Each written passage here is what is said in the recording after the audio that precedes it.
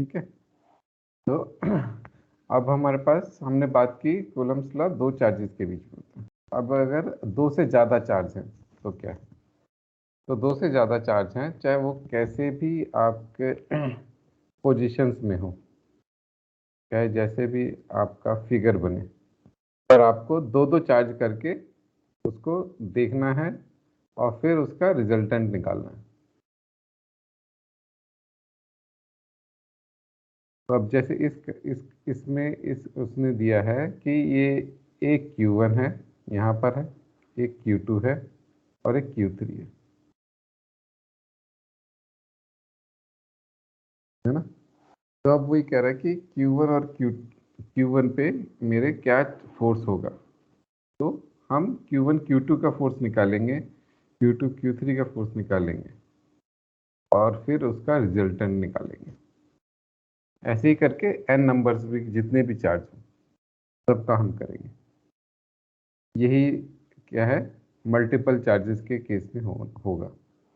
अब वो जो फिगर हो सकती है, ट्रायंगल हो सकती है, स्क्वायर हो सकती है, रेक्टेंगल, जैसा भी हो। तो कॉन्सेप्ट वाइज आपको समझ में आया कि भाई मेरे को अगर मल्टीपल चार्जेस हैं तो फोर्स कैसे निकालनी है। तो आप दो दो करके चार्ज कर लीजिए, उनकी फोर्स की डायरेक्शन रखिए और फिर रिजल्टेंट निकालते जाएंगे। और इसी को प्रिंसिपल ऑफ सुपरपोजिशन भी बोलते हैं।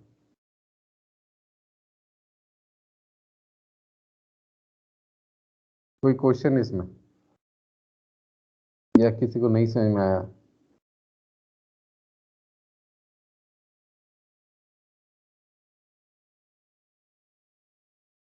हेलो, आयुषी, सुरजीत, बाकी लोग यस सर, ठीक है सर। यस समझ सर, में आया? हाँ पूछिए। क्लियर है। No problem sir.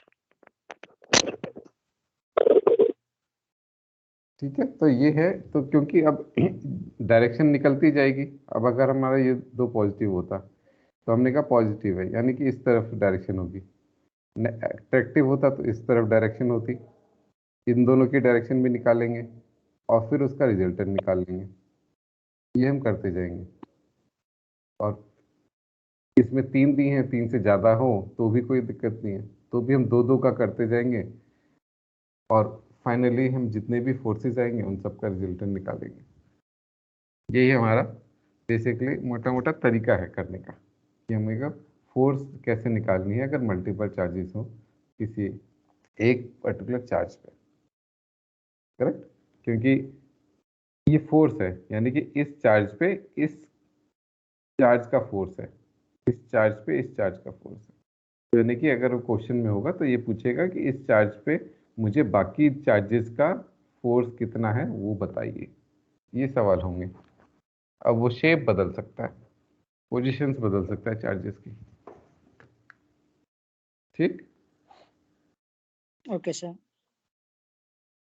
अब ये एक डायग्राम है, इसमें आप लोगों को वेक्टर्स आपको आते हैं सब लोग को? No sir.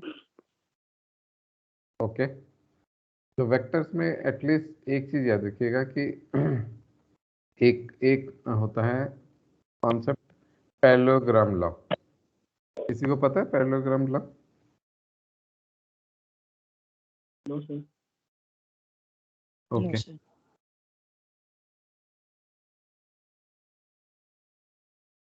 एक सेकेंड।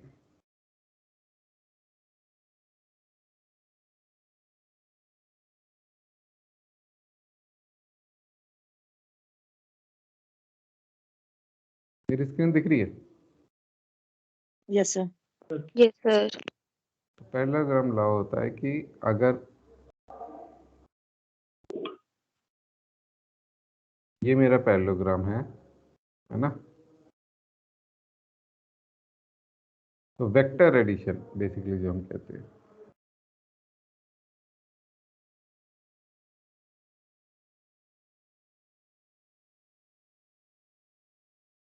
वो ये कहता है कि अगर ये ए है,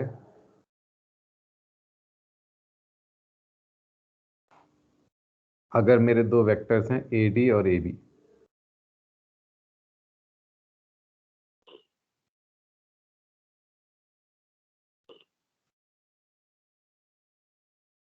ठीक है, तो इनका जो रिजल्टेंट होगा इन दोनों का वो AC के इक्वल होगा।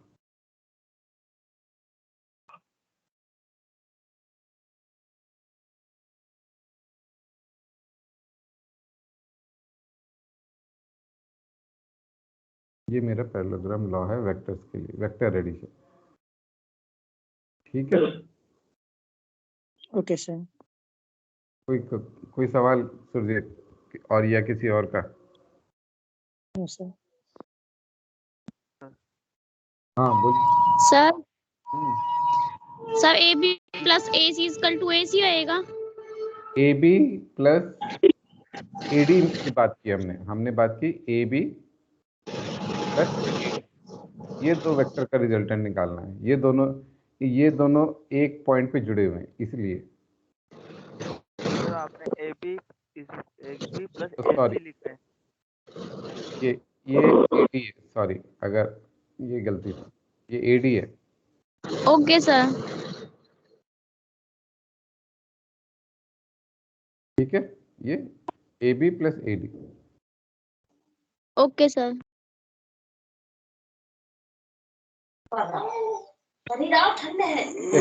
किसी का डाउट, कोई क्वेश्चन इसको लेके? No sir.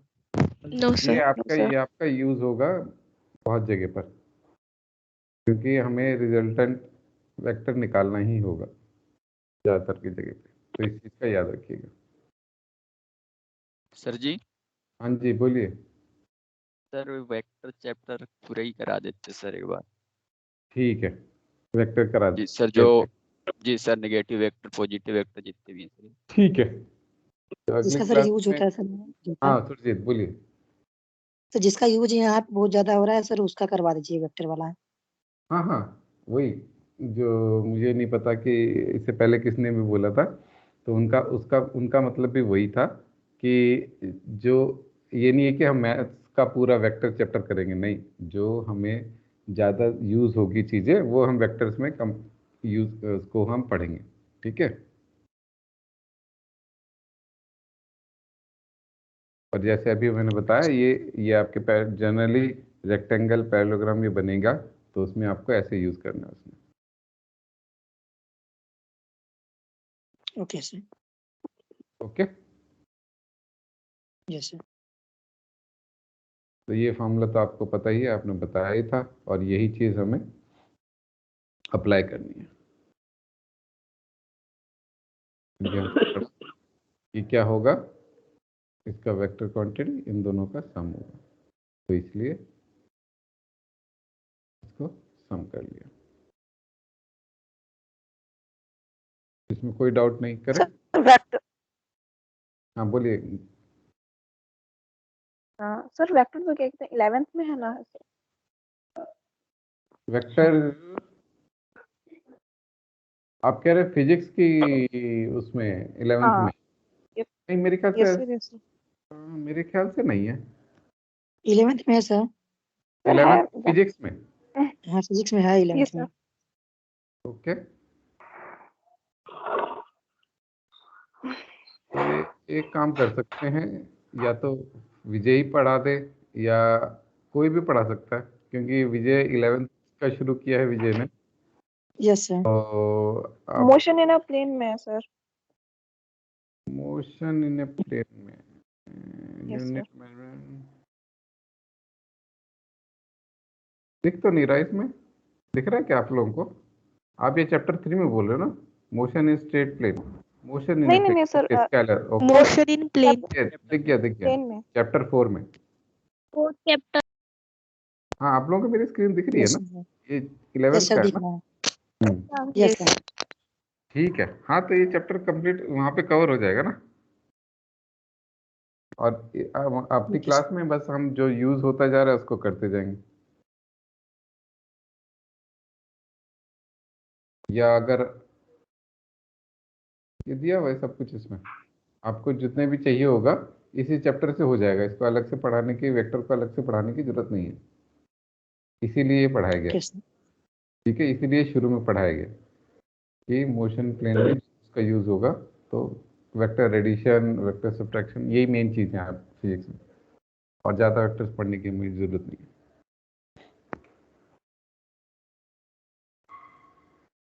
ठीक, किसी का डाउट और कुछ क्वेश्चन? सर माइनस कहाँ से आया सर? माइनस कहाँ था? सर माइनस यहाँ पे जो दिख रहा है, यानी अब ठीक है।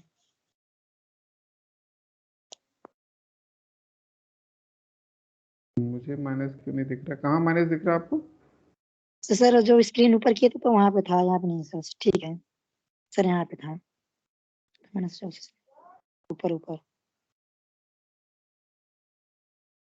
कहाँ सुरजीत? सर आप जब आप ऊपर, नहीं सर, जब आप इससे ऊपर ऊपर? कर रहे हैं ना, जो इक्वल है वो माइनस की तरह दिख रहा है। ठीक है सर। अच्छा, इक्वल जो माइनस की तरह दिख रहा है, ओके। नहीं, इक्वल है, यहाँ पे कोई माइनस नहीं था, ठीक है क्योंकि सर। सम सेम चार्ज थे सारे। ठीक है सर। एग्जाम्पल के तौर पे उसने सारे सेम चार्ज दिए थे। तो अब क्वेश्चन ये है, पहला क्वेश्चन, जैसे मैंने कहा कि शेप कुछ भी हो सकती है। अब ये इसने क्या क्वेश्चन लिया है? Consider 3 charges Q1, Q2, Q3। हाँ, एक कहाँ, कौन गए? राकेश और बाकी लोग जो हिंदी वाले हैं, आप लोगों को चीज़ समझ में आ रही है? आप लोगों को कोई doubt? Hindi medium yes Rakesh, sir. Rakesh थे, और कौन थे? सुरजीत, आप भी हिंदी मीडियम से ना? Yes sir. ओके। और कोई? तो सुरजीत कोई डाउट, मतलब कि जो चीज़ नहीं समझ में आ रही हो? क्योंकि मैंने हिंदी इंग्लिश की नोटबुक, वो क्लास टेक्स्ट बुक ली है, तो पर आपको कॉन्सेप्ट समझ में आ रहे हैं? आपको जो पढ़ाया जा यस रहा सर। है यस सर, मैं बुक भी लेकर बैठा हूँ सर। मैं सब सिमिलरिटी देख रहा हूँ किसमें क्या है, उससे कोई प्रॉब्लम नहीं हो रही है। ओके, ठीक है, ये अच्छी चीज़ है सुरजीत। तो अब क्वेश्चन ये है हमारा कि हमारे पास 3 चार्जेस हैं, ठीक है, और कहाँ प्लेस्ड है? ये इक्विलेटरल ट्रायंगल है। उसने कहा कि ये इक्विलेटरल ट्रायंगल है। इक्विलेटरल ट्रायंगल तो पता है सबको, हिंदी में क्या बोलेंगे इसको, मुझे ये नहीं पता, पर मैं बता सकता हूँ, जिस जिस समबाहु जिस त्रिभुज। हाँ, समबाहु त्रिभुज। तो इसकी तीनों बाहु की लेंथ सेम है, ठीक है, तो उसको समबाहु त्रिभुज बोलते हैं, इक्विलेटरल ट्रायंगल। तो इसमें ही मेरा Q1, Q2, Q3 प्लेस्ड है, और उसने पूछा है कि ये जो सेंट्रॉइड है, सेंट्रॉइड पता है कि सेंट्रॉइड क्या होता है? जो इसका सेंटर है इस इक्विलेटरल ट्रायंगल का, और ये कैसे बनता है? हर एक वर्टेक्स, हर एक पॉइंट से एक परपेंडिकुलर ड्रॉ की जाए अपोजिट में, तो जहां तीनों मिलेंगी उसको सेंट्रॉइड बोलते हैं। हिंदी सुरजीत? केंद्रक। केंद्रक। ठीक है, तो उसने पूछा केंद्रक में मुझे क्या रिजल्टेंट, अगर यहाँ पे मैं एक अलग से क्यू चार्ज रख दूं, ये बड़ा वाला क्यू है उसने दिया, बाकी सब स्मॉल से डोनेटेड है, यहाँ पे बड़ा क्यू से अगर यहाँ पे ये चार्ज क्यू प्लेस्ड है, तो इस पे फाइनली फोर्स क्या होगा?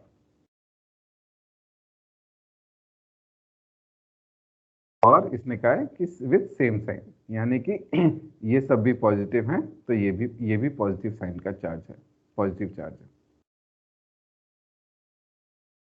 ठीक है, तो अब इसको भी ऐसे ही करेंगे हम। अगर हम इनको मान लें, ये Q1 लिया है तो इसका F1 ले लिया, तो इसके अपोजिट डायरेक्शन में हमने कहा पॉजिटिव होगा, है ना? तो यानी कि इसकी रिपल्शन है, तो इस डायरेक्शन में इसका F1 निकलेगा, इस डायरेक्शन में F2 निकलेगा, इस डायरेक्शन में F2, और इस डायरेक्शन में F3 निकलेगा। और अभी हमने बात की पैरेललोग्राम लॉ से, अगर हम F2 और F3 का रिजल्टेंट निकालें तो वो इस डायरेक्शन में निकलेगा, करेक्ट? Yes sir. तो बस उन दोनों का फिर माइनस हो गया और हमें उसका आंसर निकल आएगा। कोई डाउट?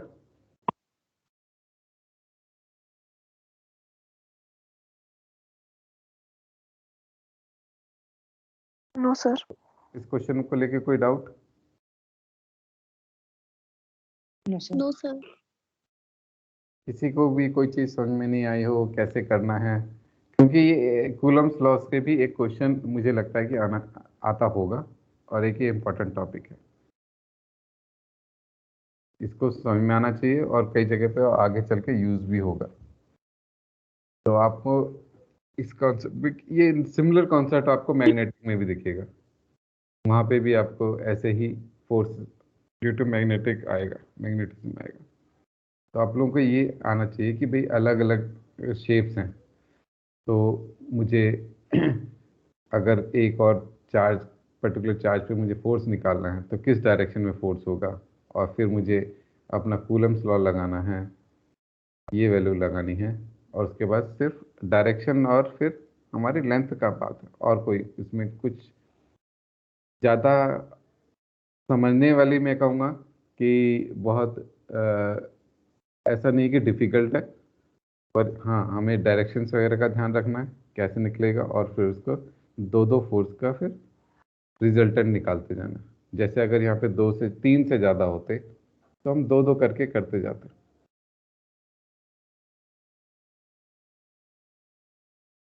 ठीक है सुरजीत, आपको समझ में आया? Yes sir. ठीक है, तो इसमें रिजल्टेंट मेरा क्या आएगा, अगर हम वैसे भी करें तो कैलकुलेशन ना करें, कोई बता सकता है रिजल्टेंट क्या आएगा? रिजल्टेंट फोर्स इस क्यू पे क्या होगा?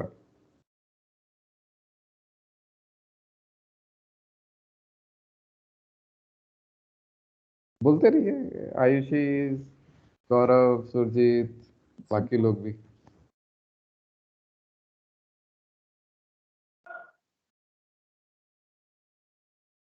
Sir F2 plus F1। Surjit okay, पहली चीज, जैसे यहाँ पे एल, ये मेरी ये दी हुई थी, ये दी हुई थी,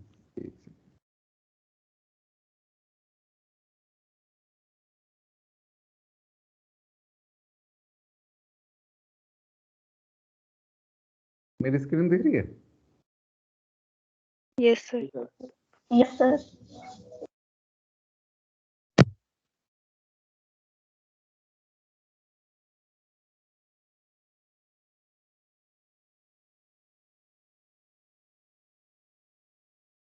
हमें ये बोला गया कि ये एक इक्विलेटरल ट्रायंगल है, ठीक?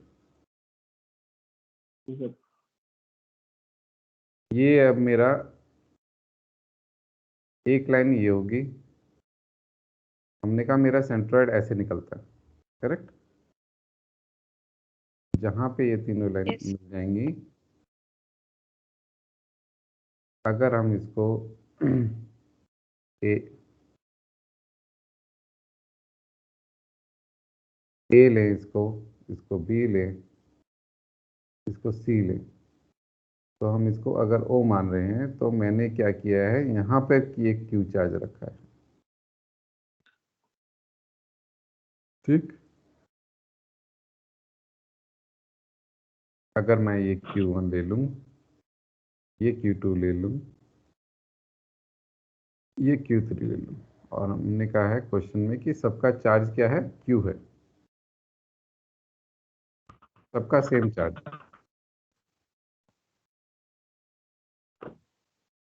ठीक? कूलम्स लॉ क्या होता है मेरा भाई? KQ 4 pi epsilon naught not आगे to Q1 Q by R square. Q1 Q to 1 Q R upon R square. अब इस केस में हम ये मेरा है पॉइंट, तो पहले हम Q1 से ले लेते हैं, है ना? अब Q1 से R क्या है मेरा, बताओ, A और A,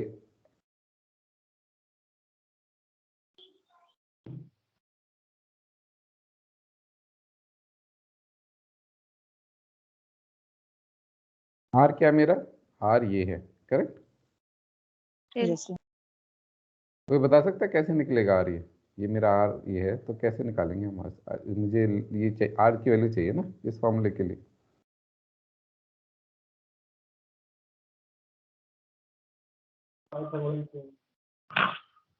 सर पाइथागोरस थ्योरम से। बिल्कुल सही, गौरव ने बताया। Yes sir. ठीक है। अब गौरव ने कहा पाइथागोरस थ्योरम। अब हमें हो सकता है कि बहुत सारे बच्चों को ये समझ में आए कि पाइथागोरस थ्योरम कैसे लगेगी। ठीक है। Yes. तो पाइथागोरस थ्योरम हमें कहाँ दिख रही है, कहाँ लगेगी? सर हमें लगेगी ए ओ और एल के बीच में, या फिर ए ओ मतलब सर ये जो L5. पॉइंट बन रहे हैं हम्म 90 डिग्री का एंगल जहाँ बनता है हम्म वहां पर 90 लगेगी। डिग्री जहाँ पे होगा वहाँ पे निकल जाएगा। हाँ, पाइथागोरस थ्योरम लगाते हैं 90 डिग्री पे। ठीक है। Yes, sir. Yes sir. तो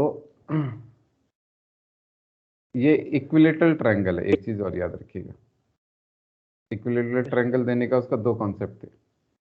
एक तो सबकी लेंथ एल है, ठीक। Yes, sir.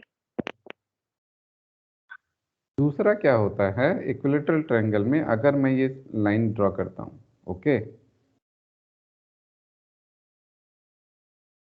एक तो ये इसको बाइफरकेट करती है।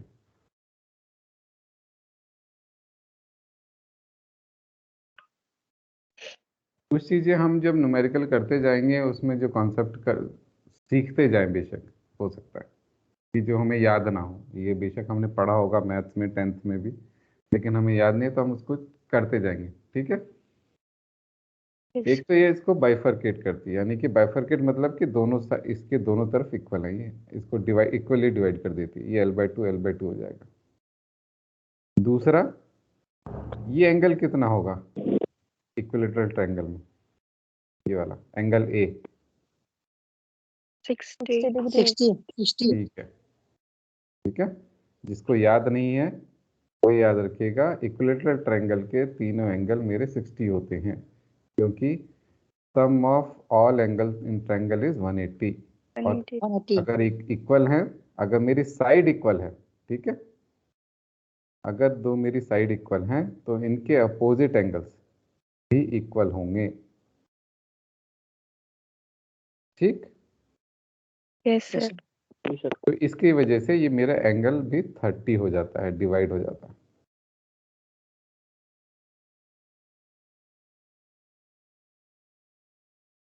ठीक है। तो ये मेरा एंगल 30 होगा। तो इस केस में अब हम क्या करेंगे, अब हमें एंगल पता चल गया, हमें ये पता है, तो हम गौरव पाइथागोरस नाम लगा के हम ट्रिग्नोमेट्री लगाएंगे। अच्छा सर।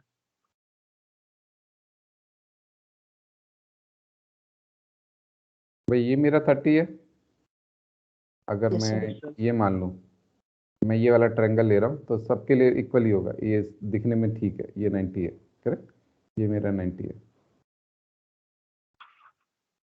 स्क्रीन से बना लेते हैं।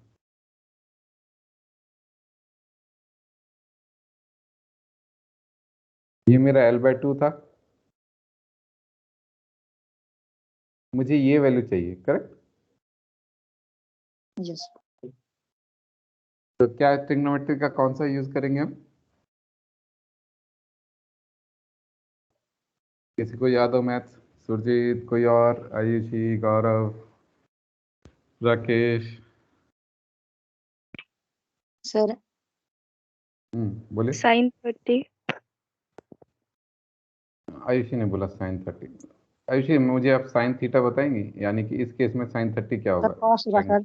Opposite of opposite of angle, correct. Opposite of angle opposite मतलब ये, upon इसको hypotenuse. हम परपेंडिकुलर बोलते हैं, करेक्ट। Yes, sir. अब मुझे ये तो चाहिए नहीं, और ना मुझे ये पता भी है, ये मुझे पता भी नहीं है, चाहिए भी नहीं, करेक्ट। Okay. मुझे ये वाली लेंथ तो चाहिए नहीं, मुझे तो ये वाली लेंथ चाहिए। तो जैसा सुरजीत ने कहा, अब कॉस लगाते हैं, है ना। कॉस क्या होगा? Base, correct. बेस बोलते हैं हम Yes. लोग। हाँ। यस तो बेस बाय परपेंडिकुलर, पर हाइपोटेन्यूज। हाइपोटेन्यूज को क्या बोलते हैं सुरजीत हिंदी में? सर। कर्ण। कर्ड। कर्ण। ठीक है। और बेस को? आधार। आधार। तो आधार बटे कर्ण, ठीक। और मुझे कर्ण चाहिए था, कर्ण मेरा यहाँ पे R है, ये L/2 है, ठीक है। तो यानी कि आर की वैल्यू मेरे पास आ गई है L/2, और cos 30 कितना होता है? Sir Under into 3/2। ठीक है,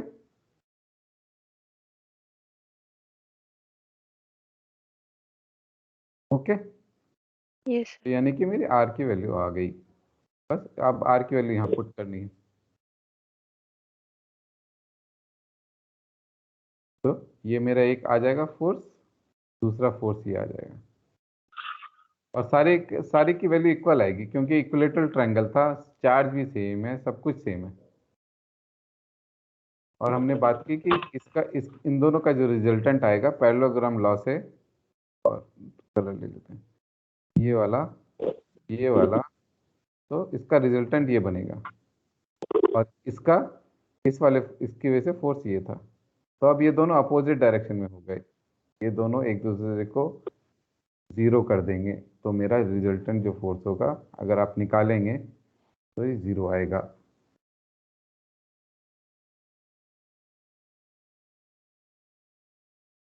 ठीक, कोई डाउट? किसी को कोई चीज़ समझ में ना आई हो?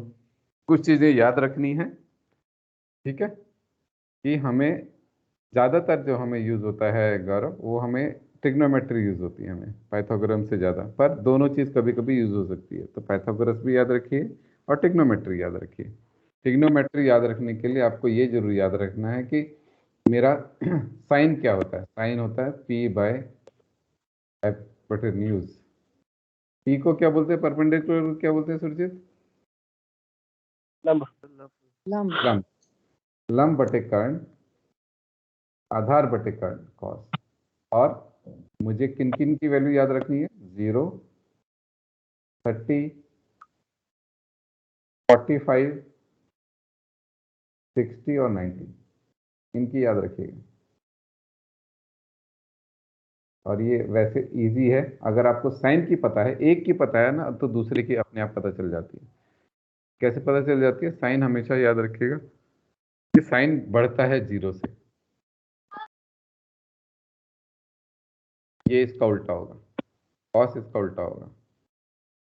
अगर यहाँ बढ़ रहा है और इसका यहाँ पर दोनों की वैल्यू इक्वल होती है, ये वैल्यू यहाँ होगी, ये वैल्यू यहाँ होगी, बाकी सब इजी है याद रखने के लिए।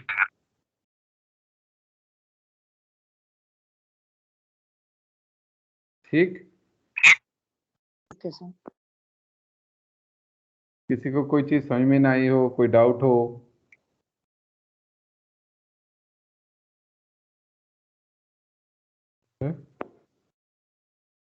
अभी कुछ रिपीट करना हो तो जैसे मैंने कहा कि हम कॉन्सेप्ट वाइज करते जाएंगे, और फिर हाँ बोलिए। सर एक्चुअली मैं 11th क्लास में हूँ तो समझने में दिक्कत आ रही है सर, 12th का सिलेबस। नहीं है, आप ये मत सोच के चलिए कि 12th का सिलेबस में समझने में दिक्कत आ रही है। जो हम क्लास में बोल रहे हैं, जो क्लास में समझा रहे हैं, उसमें सर आपको कोई दिक्कत आ रही है तो आप उसको बोलते चलिए कि मुझे ये चीज समझ में नहीं आई। मेरे को नहीं क्लियर हो रही है। अच्छा, क्या क्लियर नहीं हुआ? मुस्कान बोल रहे हैं, कौन बोल रहे हैं? मान्यता। मान्यता। मान्यता, क्या क्लियर नहीं हुआ? सर मेरे को ये टॉपिक नहीं समझ में आया। मेरे को ये तो समझ में आया कि आपने वैल्यू कैसे निकाली, बट मुझे ये अच्छा नहीं पता चला कि आपने निकाला क्या, क्यों निकाला। अच्छा, ठीक है। तो हम बात कर रहे हैं इलेक्ट्रिक चार्ज की। हमारा जो चैप्टर का नाम क्या है? इलेक्ट्रिक। सुरजीत, चैप्टर का नाम क्या है? Electric charge and field. Electric charge and field. ठीक है मान्यता, इलेक्ट्रिक चार्जेस एंड फील्ड्स मेरा चैप्टर का नाम है। यानी कि हम बात कर रहे हैं कि चार्ज होता है, तो अगर दो चार्जेस हैं तो उनके बीच में फोर्स होता है, और वो फोर्स हम डिफाइन करते हैं कूलम्स लॉ से। मान्यता, ठीक, ये बात तो समझ में आई आपको? मान्यता,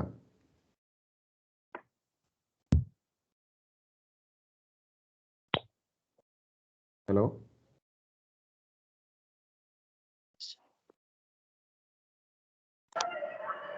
और किस मान्यता के अलावा और किसी का डाउट है कि भाई ये चैप्टर पूरी तरह से समझ में नहीं आ रहा, क्या कर रहे हैं?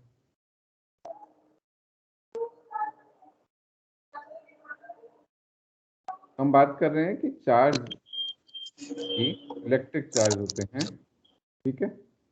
और ये हमें कैसे एक्सपीरियंस पता है कि जब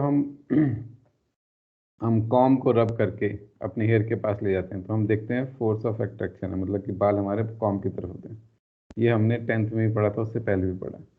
तो उसमें ये है कि अब मेरे एक कॉम के ऊपर एक चार्ज आ गया जो कि दूसरे चार्ज को अट्रैक्ट कर रहा है। उसी उसी तरीके से हमने बात की कि चार्जेस होते हैं हमारे सिस्टम में, जो कि नेगेटिव चार्ज होंगे, पॉजिटिव चार्ज होंगे। तो अगर हम चार्ज को Q से डोनेट करें और ये Q1 है और अगर Q2 है, तो हम बात कर रहे हैं अगर इनकी पोलैरिटी, जो हम बात करते हैं कि अगर ये पॉजिटिव है और ये भी पॉजिटिव है, तो इस चार्ज पे इसकी वजह से फोर्स जो लगेगा वो रिपल्शन, मतलब दूसरे को रिपेल करते हैं, यानी कि फोर्स इस डायरेक्शन में लगेगा, अपोजिट डायरेक्शन में। और अगर ये पॉजिटिव होता और ये नेगेटिव होता, वो फोर्स इसके इस डायरेक्शन में, अट्रैक्शन लगेगा। तो हमारी डायरेक्शन ये होगी। ओके और जब हम अगर 2 से ज़्यादा की बात कर रहे हैं तो हम बात ये कर रहे हैं कि हम हर एक फोर्स को निकालते जाएंगे। अभी हम बात जो एग्जांपल ले रहे थे वो ये ले रहे थे कि यहाँ पर सेंट्रॉइड है इस इक्विलेटरल ट्रायंगल का। इस इक्विलेटरल ट्रायंगल में मेरा ये एक चार्ज है, एक ये चार्ज है, एक ये चार्ज है, और अब इसके इक्विलेटरल ट्रायंगल में मैंने एक और चार्ज रख दिया Q। तो अब इसकी वजह से, और सब पॉजिटिव है। सर ये कैपिटल क्यों लिया है हमने, बाकी स्मॉल क्यों लिए हैं? ये क्वेश्चन है, ये हमें क्वेश्चन दिया गया है कि इक्विलेटरल ट्रायंगल पे ये चार्जेस हैं। ये कॉन्सेप्ट नहीं है मुस्कान, ये ओके क्वेश्चन है। ये मान्यता, ये क्वेश्चन है, ओके सर। क्वेश्चन में दिया गया है, इसलिए हमने इसको ऐसे लिखा है। Okay sir. ठीक है। तो अब इसकी वजह से अगर देखें, ये पॉजिटिव है, ये पॉजिटिव है, तो हमने क्या कहा, फोर्स ऑफ रिपल्शन लगेगा, तो यानी कि इस डायरेक्शन में जाना चाहिए। ये है, यानी कि इस डायरेक्शन में जाना चाहिए इसको। ये है, इस डायरेक्शन में जाना चाहिए। तो ये मेरा, अब हम इसको F2 लिख लें, ये 2 की वजह से है, ठीक है। ये F1 लिख लें, कुछ भी कर लें, ये, और ये F3 है।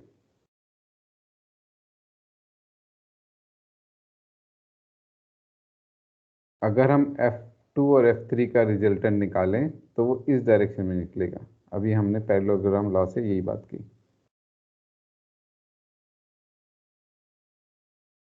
तो ये मेरा रिजल्टेंट होगा।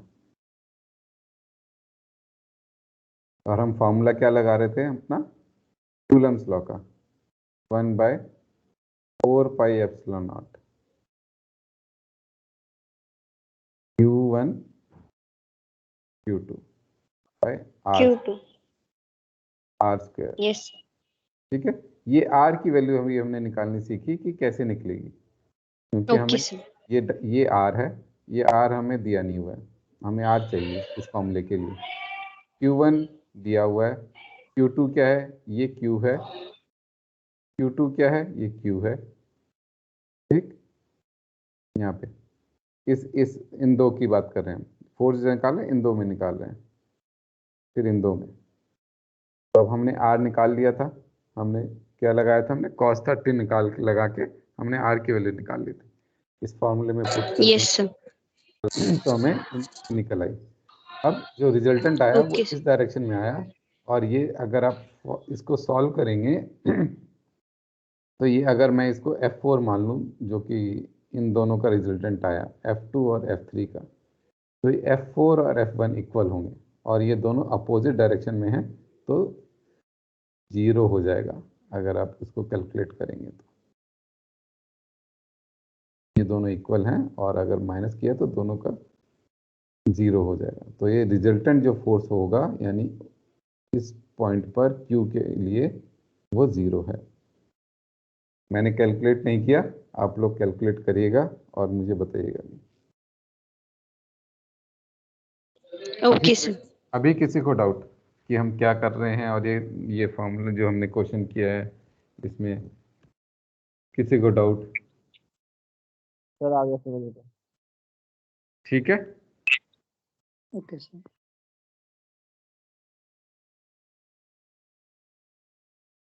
जैसे मान्यता ने पूछा, ये अच्छी बात थी कि मान्यता ने पूरी अच्छी तरीके से समझा उसको, और जब तक आप समझेंगे नहीं, कॉन्सेप्ट नहीं समझ में आएगा, तो आपको हो सकता है कि बहुत सारी चीज़ें आप मिस करते जाएं। तो मान्यता के साथ आप लोगों को झिझक नहीं होनी चाहिए, हेजिटेशन नहीं होनी चाहिए पूछने में, चाहे वो कितना बेसिक भी हो।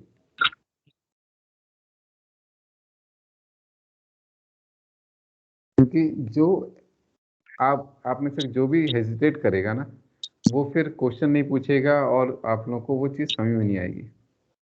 चाहे कोई भी पढ़ा रहा हो, चाहे कोई भी सब्जेक्ट हो, अगर आपको कोई चीज़ समझ में नहीं आती है, आप पूछिए, आप और उसको आप क्लियर करते चलिए। अच्छा, इन्होंने भी निकाला है कि बाय पैरेललोग्राम लॉ, और ये अगर जीरो आएगा इसका टोटल फोर्स ऑन की। ठीक, नेक्स्ट सर। एग्जांपल देख लेते हैं। तो कह रहा है कि क्या है इसमें, consider charges Q Q and minus Q equilateral triangle. अच्छा, ये क्वेश्चन सेम नहीं है, उसने क्या है कि बस क्या है कि मेरे क्यू है, ए पर क्या है, ये पॉजिटिव है, ये भी पॉजिटिव है, ये नेगेटिव है। अब वो कह रहा है कि हर एक चार्ज पे, वो कह रहा है कि हर एक चार्ज पे क्या फोर्स होगा।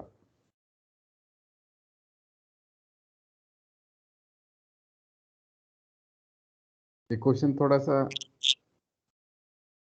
लगभग सेम है, पर पूरी तरह से सेम भी नहीं है। तो ये सवाल ये है,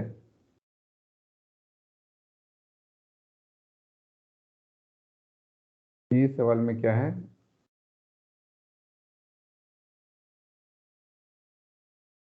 ये क्यू है, ये क्यू है, इसको ऐसे लिखा जाए बेटर, और ये माइनस क्यू है। अब उसने पूछा है कि हर एक पे, इस चार्ज पे रिजल्टेंट फोर्स क्या होगा, इस पे क्या फोर्स होगा, और इस पे क्या फोर्स होगा। ठीक, ओके सर। क्वेश्चन समझ में आया सबको? Yes sir. ठीक है, अगर इसको हम Q1 मान लें, इसको Q2 मान लें, और इसको Q3 मान लें, तो हमें तीनों पे फोर्स निकालना है। इस पे देख लेते हैं सबसे पहले, या चलो इस पे देख लेते हैं, कोई फर्क नहीं पड़ता किस पे देख रहे हैं। इस पे कौन कहाँ कहाँ से फोर्स लग रहे हैं इस चार्ज पे? बी से लग रहा है, Q2 से लग रहा है, और Q3 से। बिल्कुल सही।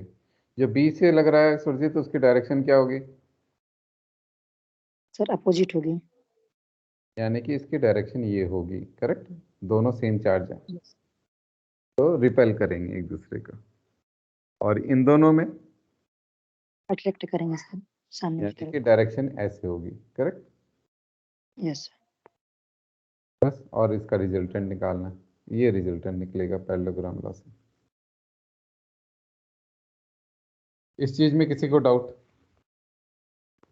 मान्यता, Ayushi, no Anjali? Sir. No sir. और फॉर्मूला नो हमें क्या सर। नो लगाना है? सर। फॉर्मूला हमें यही लगाना है, कूलम्स लॉ।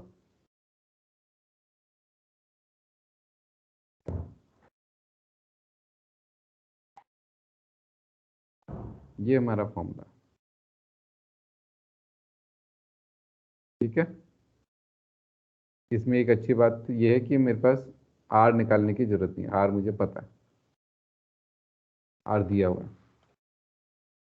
इसमें भी आर एल है, इसमें भी आर एल है।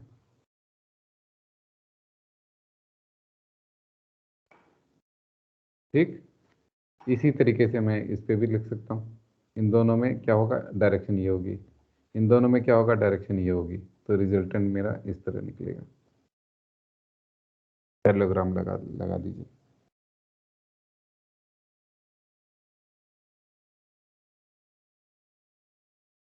अब यही है कि दोनों में माइनस होगा और इस डायरेक्शन में आएगा वो। कोई doubt? No sir. No sir. No sir. किसी को भी हो, कुछ भी हो, अर्पणा, आयुषी, अंजलि, मान्यता, नो सर। मानसी, ठीक है। तो जैसा मैंने कहा कि डाउट है उसको पूछते चलिए और क्लियर करते चलिए, ठीक है।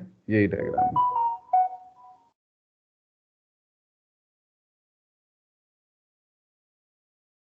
अगला अगला कॉन्सेप्ट है इलेक्ट्रिक फील्ड। हमने बात कर ली इलेक्ट्रिक फोर्स की, बात कर ली हमने।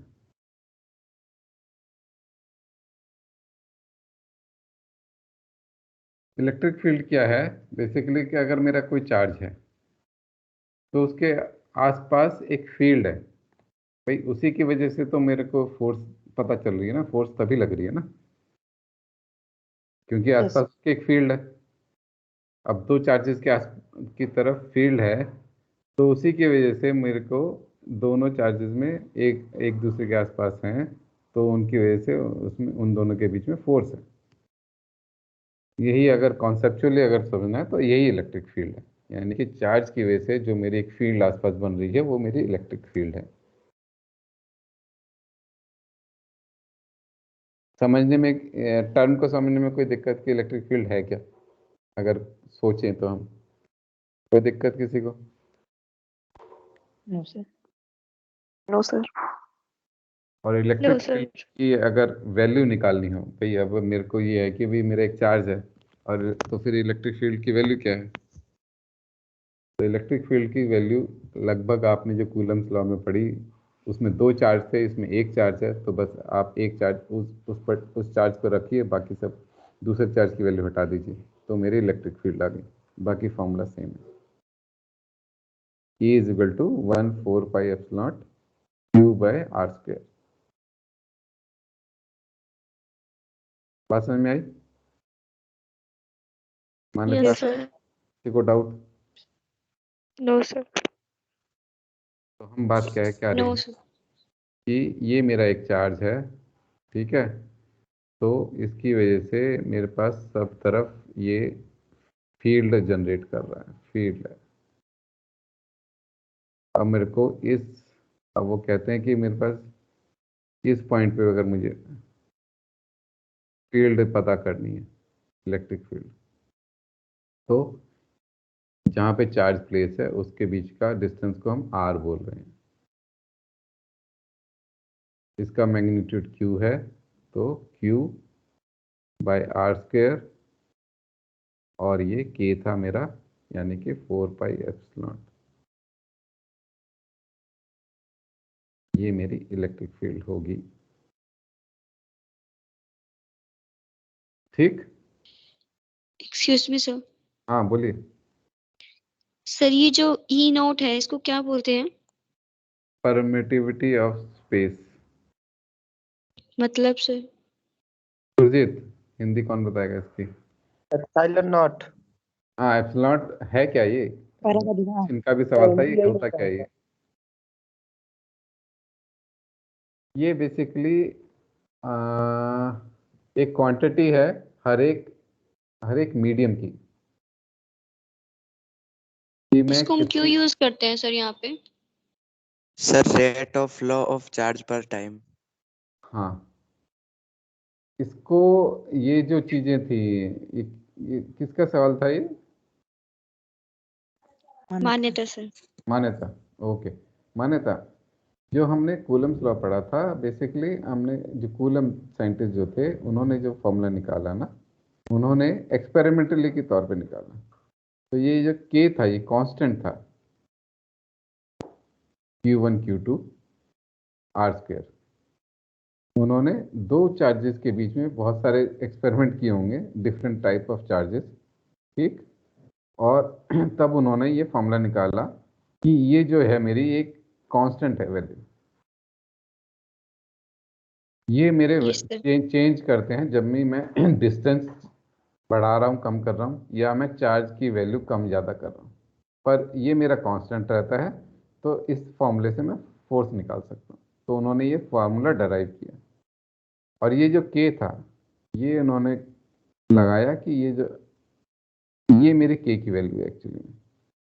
इसमें जो एक जो फैक्टर है वो ये है, बाकी सब ये, इसको उन्होंने कहा परमिटिविटी ऑफ स्पेस, यानी कि स्पेस में परमिटिविटी ऑफ स्पेस का मेरे को अभी एग्जैक्टली डेफिनेशन या एक्सप्लेनेशन याद नहीं आ रहा मान्यता, पर ये बेसिकली है कि किसी एक मीडियम में मेरे जो उस मीडियम में आप उसको मान लीजिए किस तरीके से कोई चीज़ें बिहेव करती हैं, उसको डिफाइन करने के लिए ये एप्सिलॉन नॉट है।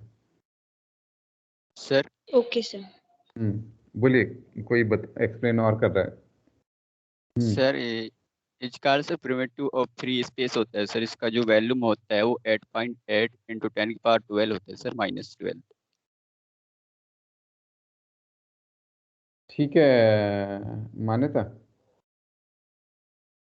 वो यस सर। फ्री स्पेस होता है सर इसका मान। हाँ, ये फ्री स्पेस के लिए हमने जो यूज ये करते नॉट हैं। लगाया ना, ये नॉट जो है हम फ्री स्पेस के लिए लगाते हैं। जब नॉट लगाते हैं यानी कि परमिटिविटी ऑफ फ्री स्पेस है। हम इसको हम जी पढ़ेंगे सर, और इसका मान्यता। वैल्यूम जो होता है सर एसआई की यूनिट होता है वो 8.8 इंटू 10⁻−12 होता है, 12 होता है सर। ठीक, हम ये परमिटिविटी हम कैपेसिटेंस में जो हम पढ़ेंगे तो हम दोबारा और पढ़ेंगे। उस केस में हमारे या सेमीकंडक्टर में हमारा मीडियम थोड़ा सा चेंज हो जाता है, तो हम हमारी परमिटिविटी भी चेंज होती है। कैपेसिटेंस में हम ओके उस चीज़ सर। को पढ़ेंगे। अभी इस केस में हम सारी चीज़ जो बात कर रहे हैं, हम फ्री स्पेस की बात करें। मेरे चार्जेस फ्री स्पेस में हैं, इसलिए हम एप्सिलॉन नॉट यूज़ कर रहे हैं, और ये मेरा कांस्टेंट है। Okay, okay sir. Thank you sir. तो हम इलेक्ट्रिक फील्ड की बात कर रहे थे। तो इलेक्ट्रिक फील्ड में अगर मेरा यहाँ पे क्यू चार्ज है, तो एस यहाँ पर है, तो ये मेरा फॉर्मूला होगा। अब मेरे चार्जेस क्या थे? पॉजिटिव हो सकता है, तो पॉजिटिव चार्ज क्या करता है कि इलेक्ट्रिक फील्ड की डायरेक्शन आउटवर्ड होगी, बाहर की तरफ होगी। एक तरीके से आप ये मान सकते हो ये कुछ रेडिएट कर रहा है।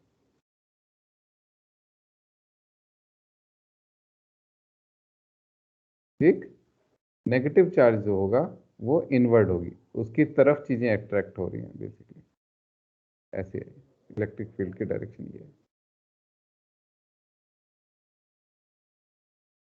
ये चीज याद रखिएगा इलेक्ट्रिक फील्ड में। पॉजिटिव के लिए बाहर की तरफ, नेगेटिव के लिए अंदर की तरफ।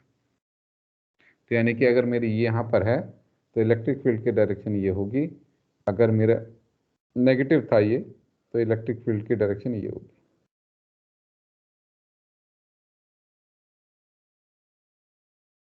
ठीक, कोई डाउट किसी को? No sir.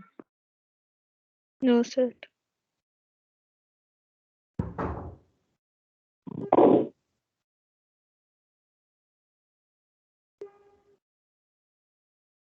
तो और हमने फोर्स पढ़ाई था। फोर्स क्या था मेरा? तो फोर्स और ई के बीच में क्या हो जाएगा? Force is equal to Q E, correct.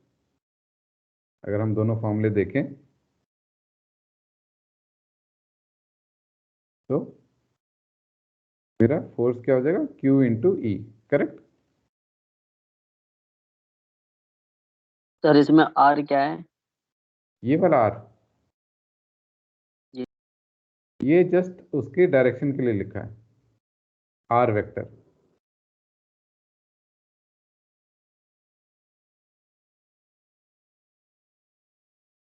ठीक है, ये सिर्फ वेक्टर के लिए लिखा है और कुछ नहीं है, ये मैग्नीट्यूड नहीं है। क्योंकि हमारा फोर्स हमें पता है क्या है, क्यू Q2R²। यहाँ पे क्या था, सिर्फ एक Q था, यानी कि ऑब्वियसली ये बाकी चीज़ों को हम Q लिख सकते हैं,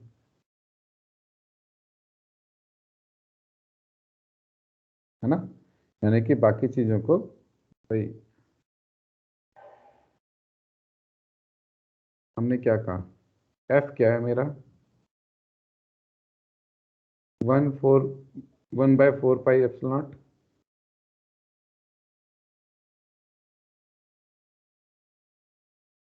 अगर हम मैंने दो चार्ज ऐसे लिए हैं तो। यानी कि एक Q है और एक Q। अब मेरा इस चार्ज का फील्ड क्या हो गया, इस चार्ज का फील्ड क्या हमने बात की,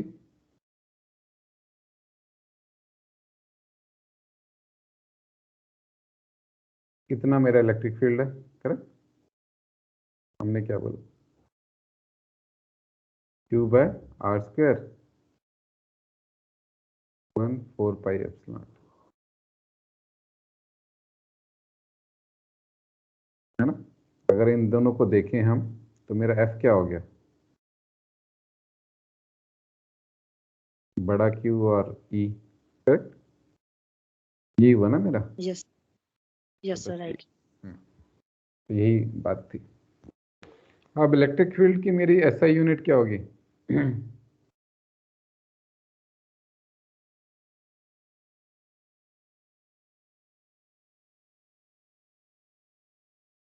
कोई बता सकता है। न्यूटन पर कूलम।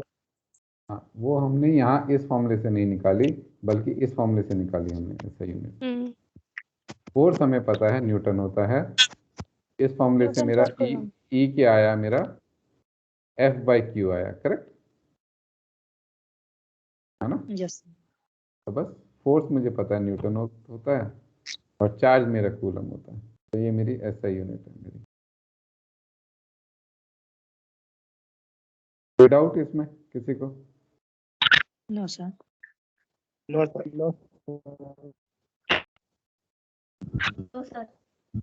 ठीक है।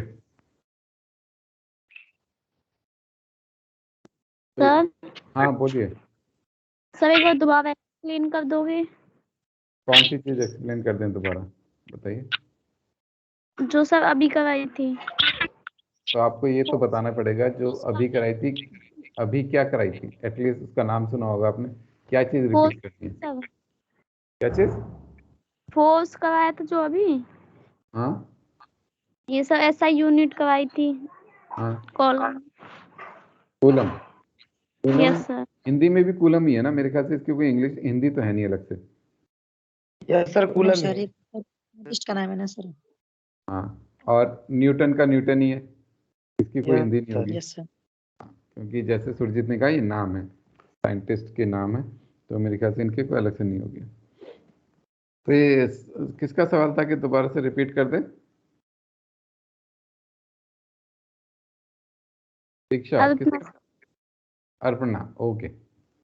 अर्पणा, कल हमने पढ़ा था कूलम्स लॉ, आज हमने कूलम्स लॉ के क्वेश्चन भी किए, ये मेरा कूलम्स लॉ है, ठीक है।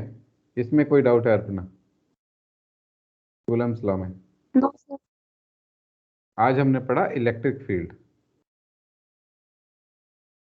कि भाई एक अगर चार्ज है, ठीक है, तो ये इलेक्ट्रिक फील्ड, इसके आसपास इलेक्ट्रिक फील्ड होगी, पॉजिटिव है तो बाहर की तरफ होती है, अगर नेगेटिव है तो अंदर की तरफ होगी, ठीक है। और अगर इस चार्ज की वजह से अगर मुझे कहीं पर इलेक्ट्रिक फील्ड निकालनी है, कि भाई मेरे पास इस जगह पर ये A था, ये B है, A पर मेरा चार्ज है, B पर मुझे इलेक्ट्रिक फील्ड निकालनी है, तो कैसे निकलेगी, इन दोनों के बीच का मुझे डिस्टेंस पता होना चाहिए, इसको हम R बोलेंगे, ठीक है। बाकी ये Q मुझे पता होना चाहिए, तो उसका फॉर्मूला फिर ये है Q/R², 1/4πε0, ये है मेरा इलेक्ट्रिक फील्ड का फार्मूला। अब हम SI यूनिट की बात कर रहे थे कि इलेक्ट्रिक फील्ड की SI यूनिट क्या होगी। ये इन दोनों के अगर फॉर्मूले देखें तो उससे हमें पता चलता है कि F is equal to QE है। ये Q क्या है? Q यानी कि यहाँ पर अगर Q चार्ज रखा है तो दो चार्जेस के बीच में ही फोर्स हो सकती है, एक चार्ज से कोई फोर्स नहीं निकलती है, दो चार्ज होने जरूरी है। ओके, तो यहाँ पर Q है, तो मेरा जो इस पॉइंट B पर जो फोर्स होगा वो ये होगा। अब मुझे इलेक्ट्रिक फील्ड की SI यूनिट पता करनी थी, यानी इससे मैं क्या E कैसे कर सकता हूँ? E को मैं लिख सकता हूँ F/Q।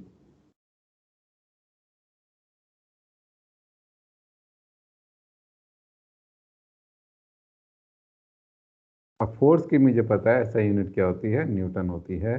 कूलम की मेरी को चार्ज की मेरी कूलम होती है, यानी कि N/C न्यूटन बाय कूलम मेरी इलेक्ट्रिक फील्ड की SI यूनिट है। अब कोई डाउट अर्पणा? No sir. किसी और का कोई doubt? No sir. No sir. No sir. No sir. ये बताइए कि जैसे सैटरडे संडे को 7:30 से क्लास शुरू हुई और नेक्स्ट क्लास 9 o'clock से है, आप लोगों को बीच में 15 मिनट का गैप चाहिए होता है कि कंटिन्यूस अच्छी लगती है आप लोगों को? ठीक है सर। नहीं, क्या ठीक है सुरजीत? आपने तो ठीक है कहा, किस चीज के लिए ठीक है कहा? कंटिन्यूस ठीक है सर। गैप चाहिए सर, कम से कम 10 मिनट। सब गैप कंटिन्यूस। गैप। मेरे ख्याल से मुझे जो लगता है कि 5-10 मिनट का गैप आप ले लिया करिए, ताकि अगर आप किसी ने आप देर तक पढ़े, आपने सुबह मतलब कि क्लास शुरू कर दी, आपने बीच में गैप नहीं लिया, ब्रश करना है, जो भी करना है, आप बीच का गैप लीजिए। तो मैं अगर सैटरडे संडे पढ़ा रहा हूँ तो मैं कोशिश करूँगा 8:45 या 8:50 तक ख़त्म कर दें, उसके बाद 10 मिनट का गैप और दूसरी क्लास शुरू हो जाए। Okay sir. ठीक है? Okay sir. Okay sir. Okay sir. Okay sir. Okay sir. अब हमने बात की थी, जैसे फोर्स में हमने बात की थी, क्या बात की थी कि दो चार्जेस के बीच में है और अगर दो से ज़्यादा चार्जेस हैं तो कैसे हम फोर्स उस सिस्टम ऑफ चार्जेस का निकाल रहे हैं। ऐसे ही इलेक्ट्रिक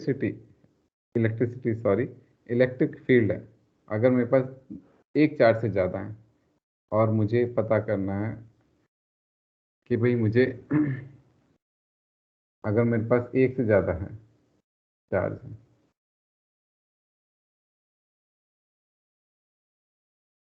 अब कोई पूछे कि यहाँ पे मुझे इलेक्ट्रिक फील्ड निकालनी है, तो जो हमने काम फोर्स के लिए किया था वही काम हम फील्ड के लिए भी करेंगे।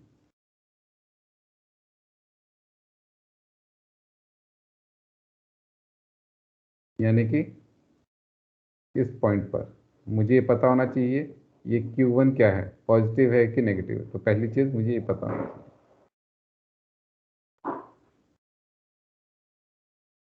ठीक भाई, मुझे फील्ड की डायरेक्शन निकालनी है, करेक्ट?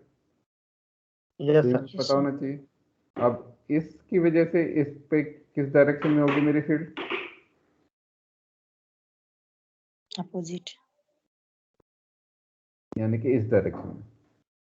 भाई सबसे पहला काम करते हैं, हम इनके बीच में लाइन ड्रॉ कर लेते हैं।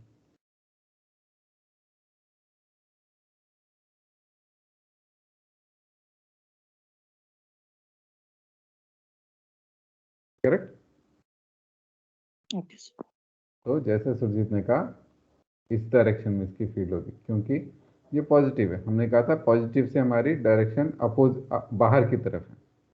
तो अगर हम इस लाइन को अगर हम ऐसे देखें तो ये डायरेक्शन आ रही है मेरी। ये नेगेटिव है, यानी कि अंदर की तरफ, यानी कि ऐसे जा रही है। ये क्या है? ये बाहर की तरफ है। ये E1 हो गया, ये E2 हो गया, ये E3 हो गया। बस अब जैसे हमने फोर्स किया था वैसे ही हम इसको करेंगे, दो दो फील्ड को लेते जाएंगे और करते जाएंगे। इन दोनों के लिए निकाल लीजिए, इन दोनों का रिजल्टेंट इस तरफ आएगा, और फिर ये दो बचे आखिरी में, इन दोनों को कर लीजिए, दोनों अपोजिट डायरेक्शन में माइनस हो जाएंगे। जितनी क्वांटिटी होगी, अगर चार्ज सेम है सबका, क्वांटिटी सेम है, तो यानी कि 0 हो जाएगा। अदरवाइज इसका या तो इस डायरेक्शन में निकल आएगी या इस डायरेक्शन में निकल आएगी, जो भी ज़्यादा होगी उसके बेस पे। कॉन्सेप्ट क्लियर आया? समझ में आया? एक बार रिटर्न बता। ठीक, तो हम बात कर रहे हैं कि भाई मेरे एक चार्ज की वजह से हमने पढ़ लिया कि भाई इलेक्ट्रिक फील्ड निकालते हैं हम किस फॉर्मूले से। मेरा E क्या है, 1/4 pi epsilon not Q by R square. Correct? R क्या होता है, उस दोनों के बीच का डिस्टेंस, इन दोनों के बीच का डिस्टेंस जहाँ पे मुझे फील्ड पता करनी है और जहाँ पे मेरा चार्ज प्लेस है, जहाँ पे चार्ज रखा हुआ है और जहाँ पे मुझे फील्ड निकालनी है। अब हम बात कर रहे हैं कि अगर ये तो एक चार्ज की बात होगी, अगर मेरे पास एक से ज़्यादा चार्ज हो रखे हुए पड़े हुए हैं,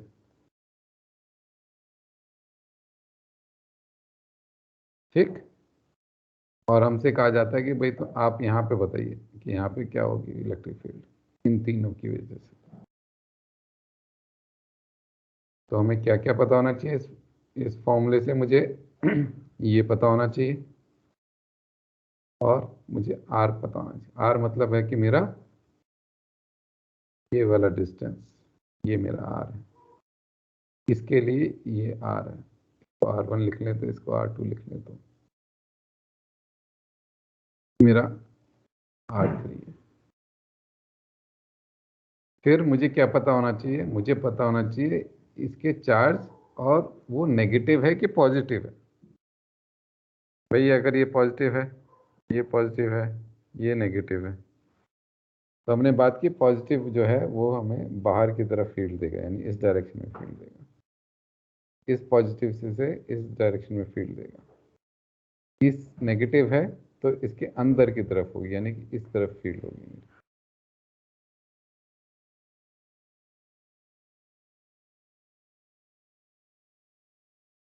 ठीक,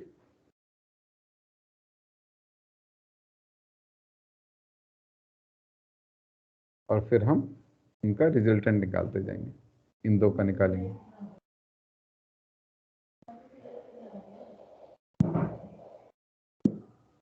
इन दो का अगर निकालेंगे, अगर मेरा रिजल्टेंट इस तरफ आ रहा है और ये ऐसे है, मान लो अभी तक हमने देखा कि अगर वो ऐसे आ रहा है तो सीधा सीधा माइनस अपोजिट डायरेक्शन में, अगर वो ऐसे आ रहा है, ठीक है, तो फिर इसके कंपोनेंट निकाले जाते हैं।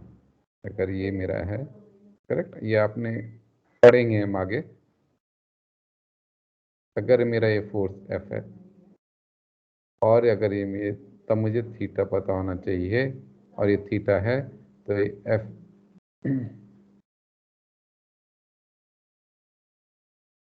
यही है, करेक्ट। तो ये मेरा क्या हो गया, F cos थीटा और ये F sin थीटा। तो ऐसे ही हम दो दो इलेक्ट्रिक फील्ड की डायरेक्शन लेते जाएंगे और उसका रिजल्टेंट निकालते जाएंगे।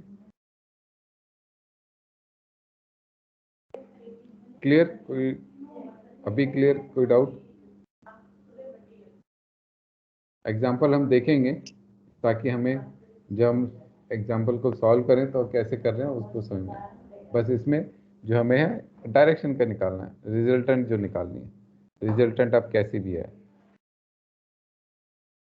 इन दोनों के रिजल्टेंट हमने बात की कि ऐसे आएगी। अगर तीसरी फोर्स मेरी ऐसे है तो ठीक है, दोनों अपोजिट डायरेक्शन में हो गई तो माइनस हो जाएंगी। अगर मेरी ये वाली फोर्स भी इस डायरेक्शन में होती तो दोनों ऐड हो जाती। यही हमें करते जाना।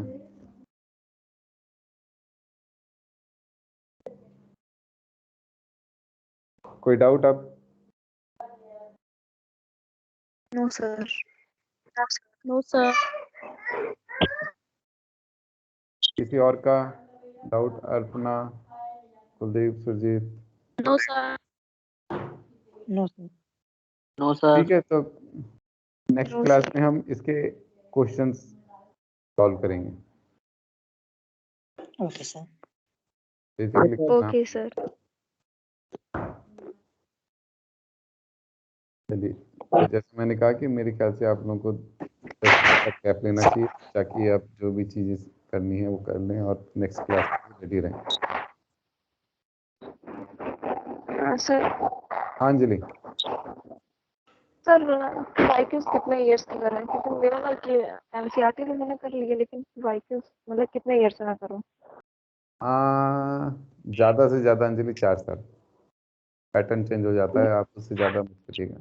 4 साल ठीक है। जैसे 19 में चेंज हुआ है तो आई थिंक 19 से कर लूँ, 19, 20, 21। मैंने वही कहा था कि ज़्यादा से ज़्यादा 4 साल। अभी जैसे आपको पता था कि 19 पे चेंज हुआ है तो 3 साल हो गए, करेक्ट? 19, 20, सर अभी 20। भी तो चेंज हुआ था, कब चेंज हुआ? पैटर्न चेंज नहीं हो तो अभी जो वो एग्जाम चेंज, हुआ था।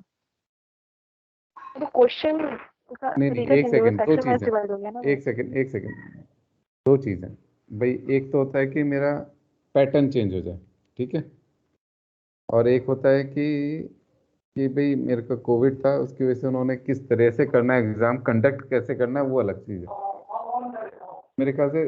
सर पहले 180 क्वेश्चंस आते थे, इस बारी 200 क्वेश्चंस और सेक्शंस डिवाइडेड थे। हाँ, पर उसमें जो पैटर्न था सर उसमें उसमें सिर्फ यही हुआ कि उन्होंने कहा कि ये कुछ क्वेश्चंस मैंने फालतू दे दिए हैं, इसमें से आप 10 में से सिर्फ 6 क्वेश्चन करो, 4 5 छोड़ो, कर 5 करो, नहीं यही सर, चीज़। 5 करना था। हाँ मतलब कुछ भी है, मैंने एग्जांपल लिया, समझे? जी सर। तो पर जो मेरा पैटर्न था कि भाई इतने मार्क्स के क्वेश्चन आएंगे, या टाइप ऑफ क्वेश्चन जो थे वो शायद 19 से पहले थोड़े डिफरेंट होते थे, 19 के बाद वो लगभग एक जैसे हैं, करेक्ट अंजलि? Yes sir. तो फिर आप लोग 19 से, हम लोग 19 से करेंगे, 19, 20, 21।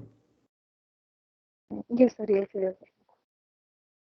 ठीक क्योंकि है। सर पहले वाले उस टाइम तो हमने किए थे जब आप करवा रहे थे, तो वो तो मेरे ख्याल से 1994 तब तक के थे, तो फिर कुछ वो जो तो हो सकता है कि मैं, वो हम एक्चुअली में चैप्टर वाइज कर रहे थे। यस सर, वो चैप्टर तो वाइज हम करने चैप्टर वाइज में, कर रहे थे। हाँ चैप्टर वाइज करने में क्या हो रहा था कि हमारे पास नंबर ऑफ क्वेश्चंस कम हो जाते हैं अंजलि कभी कभी। तो जैसे उस चैप्टर में के बहुत ज़्यादा क्वेश्चन नहीं पूछे गए और सिर्फ 10 क्वेश्चन आए लास्ट के 3 साल में। हम हमें ज़्यादा प्रैक्टिस करनी है, तो इसलिए हमने थोड़ा सा पीछे के भी ले लिए थे।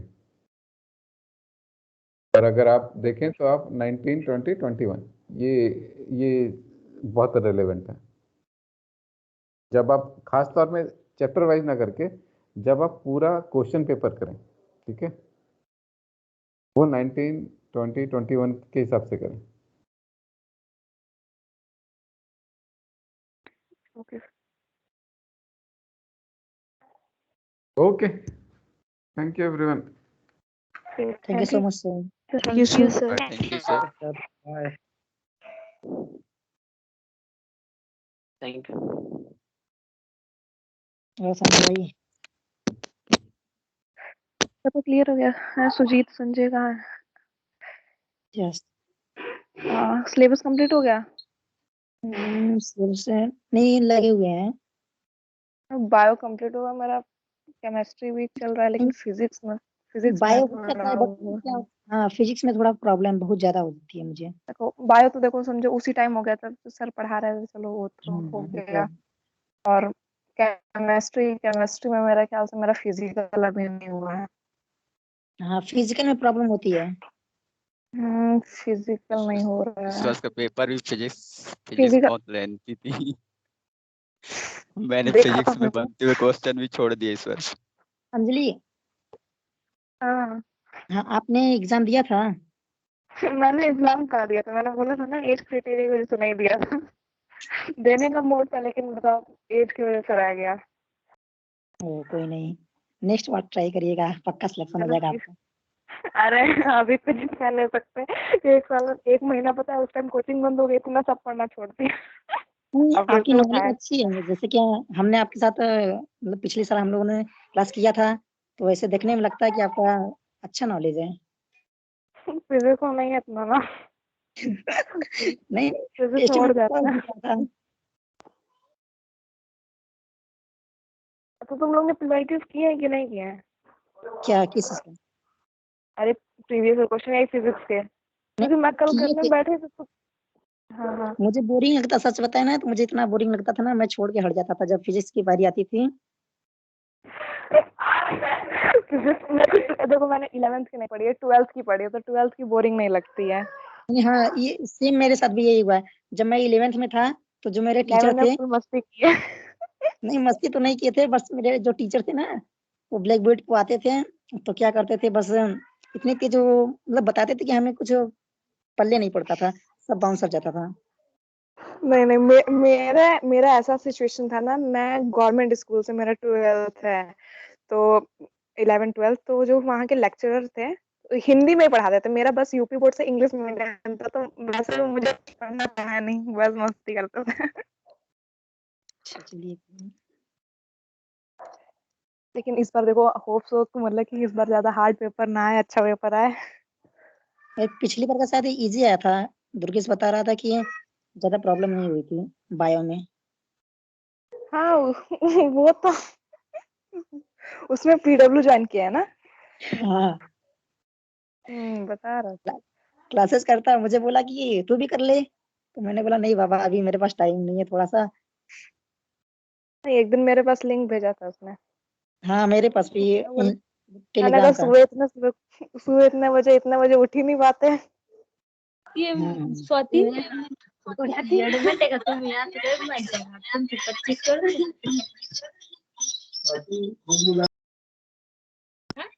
आवाज बुक्स कौन से तुम लोगों ने रेफर की है? बस एनसीईआरटी और एनसीईआरटी और फिजिक्स में एससी वर्मा है, और बायो में है एमटीजी की है किसने? एमटीजी की बुक है। एमटीजी के क्वेश्चंस बहुत होंगे ना। एमटीजी की सुजीत मेरे पास भाई प्रीवियस ईयर का क्वेश्चन है। हेलो एमटीजी में सुजीत कितना? हाँ भाई लास्ट ईयर थे आप क्लास में? हाँ हाँ, sure। नंदे मामा।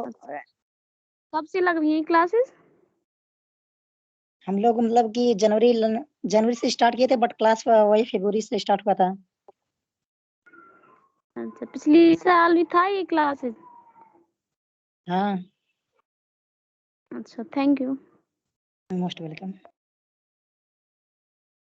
और आप इतना परेशान क्यों हो रहे हैं? अर्पणा, इतना सिलेबस छूट अरे गया तो हाँ, कोई बात नहीं ना, कोई बात नहीं उसमें। आप अभी देखिए फोकस करो। आप आप पीछे का सोच के चलोगे ना कि आपका सिलेबस छूट गया है, तो आप अभी के लिए रह जाओगे ना। तो अभी जितना अर्पणा पढ़ा रहे जी, हैं सर, और खुद भी सेल्फ स्टडी करो। बोलो। देखिए जैसे कि अगर इस टाइम हम लोग देखें तो हमारे पास लगभग 180 डेज है, और सिलेबस अगर यस, ओवरऑल देखा जाए तो सब 30 चैप्टर हो जाते हैं, बायो का, फिजिक्स का और सबका। तो इस हिसाब से हमारे पास एक चैप्टर के लिए लगभग 6 डेज है।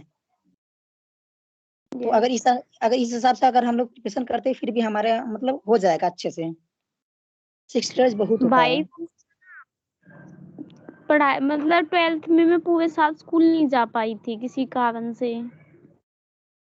देखिए आप तो क्लास लिए करती हैं इस टाइम आप घर पे रहती हैं, यस, तो आपका मतलब 24 घंटा, जितने भी मतलब 24 घंटा में 60 घंटा निकाल दीजिए, जितना भी बचा आपका मतलब घर पे हो जाता है, मतलब फ्री रहती हैं। तो उसमें क्या करिए, जितना भी टाइम हो सके ज्यादा से ज्यादा आप स्टडी पे फोकस करिए। भाई फ्री तो नहीं रह पाती क्योंकि मेरी मदर नहीं है, इसलिए। जितना भी टाइम मिलता है, आप जैसे कि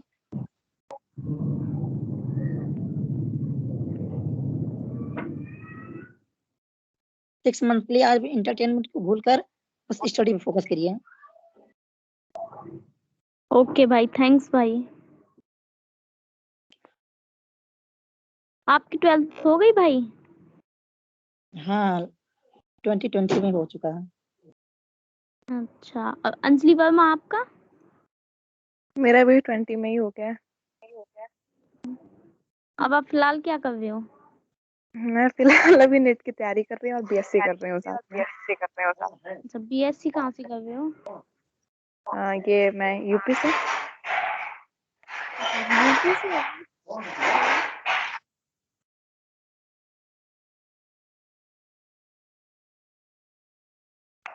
यूपी से कहाँ से है? यूपी लखनऊ सुना है? लखनऊ के पास रायबरेली है, वहां से। अच्छा, मोस्टली बच्चे वैसे यूपी से है ना? आई थिंक, पता नहीं इतना। अच्छा शायद क्योंकि उस दिन इंट्रोडक्शन हुआ तब मोस्टली बच्चों ने यूपी बोला था। हरियाणा से है कोई इधर? क्या? हरियाणा से है यहाँ पे कोई? नो। अच्छा, आप हरियाणा से हो? यस। कहाँ से हरियाणा से? पलवल सुना है? हाँ सुना है। वहीं से। नहीं, मेरे भी काफी फ्रेंड है ना हरियाणा से हैं, इसीलिए सुना है। हेलो सुजीत भाई, आप कहाँ से हो? मैं वाराणसी से हूँ, यूपी। भाई वहीं से तो मैं भी हूँ, चंदौली जिला जानते हो? हाँ, चंदौली बगल में ही है। हाँ तो मैं चंदौली से हूँ। क्या है? तो आप भाई चंदौली क्या के कर रहे किस? हो आप मैं तो फिलहाल नीट का प्रिपरेशन कर रहा हूँ, और एक मतलब साइड वे में मैं ITI कोपा भी करता हूँ। अच्छा, वाराणसी किस जगह से हो भाई? वाराणसी, आप वाराणसी सिंधोरा जानते हैं? भोजूबीर। हाँ भोजीपुर गए हैं। हाँ, तो वहां से आप 21 किलोमीटर थोड़ा नॉर्थ में आएंगे, तो वहाँ पे मेरा मार्केट है, सिंधोरा मार्केट। अच्छा हाँ, आयुषी उसी जगह आप मेरा कहाँ घर। से? चलो ठीक भाई। आप चंदौली में मैं आप कहाँ से? नागपुर से। क्या भाई? चंदौली में कहाँ से हैं आप? हम चंदौली एकदम मार्केट से हैं। अच्छा।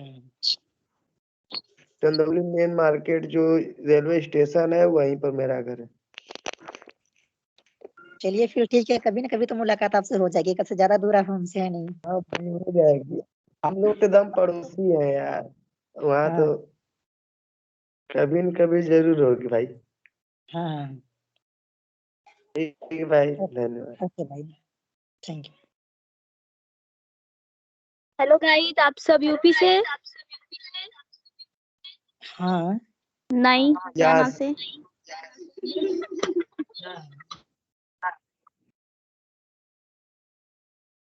हम औरंगाबाद से, महाराष्ट्र। महाराष्ट्र से आप? जी हाँ। महाराष्ट्र में कहाँ से हैं? औरंगाबाद। औरंगाबाद। हाँ, नाम सुने बट देखे नहीं है। आ जाइए फिर देख लेंगे। नहीं, मैं अकेले भी कभी एक और गया नहीं हूँ कहीं। जाने भी है। अभी बहुत टाइम है भाई जाने के लिए। बस मैं कभी अभी दूर गया ही नहीं हूँ।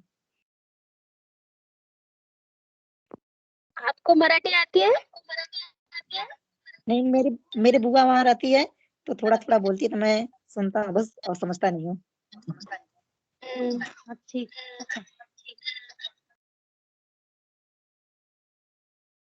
ना पता है, लड़का को मुलगा कहते हैं, लड़की को मुलगी कहते हैं। इकड़े मतलब इधर आओ, तिकड़े उधर जाओ, बस इतना पता है। वाह वाह, आपको बहुत अच्छी आती है। हमें तो हिंदी इतनी अच्छी नहीं आती। नहीं नहीं, मेरी बुआ रहती है तो थोड़ा थोड़ा बताती तो वो आता है, और कुछ नहीं आता है बस। भाई आपकी जब बुआ सर कहाँ पर रहती है? समझाते क्या? आपकी बुआ जी कहाँ पर रहती है? तो भाई जब सर हाँ भाई बोलिए।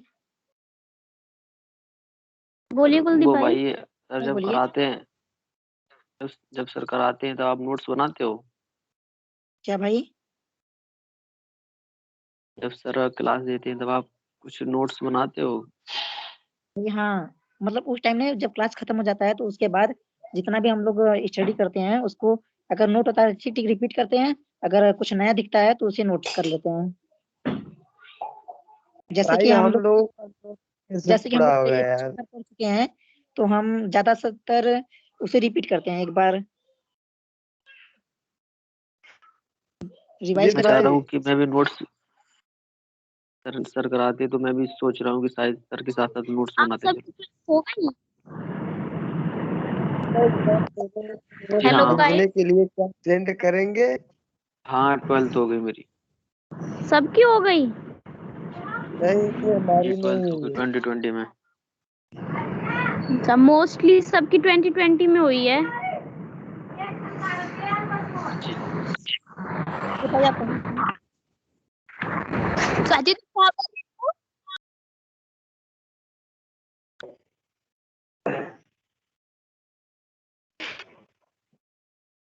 हेलो स्वाति।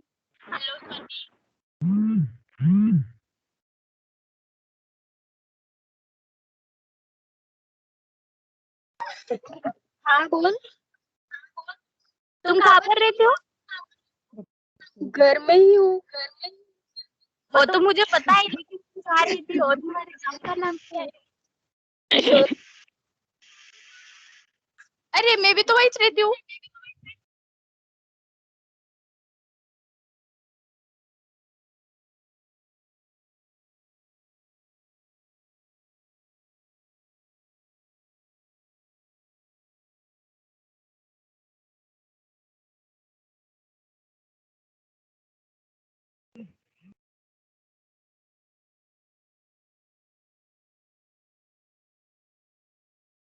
हेलो सुजीत भाई।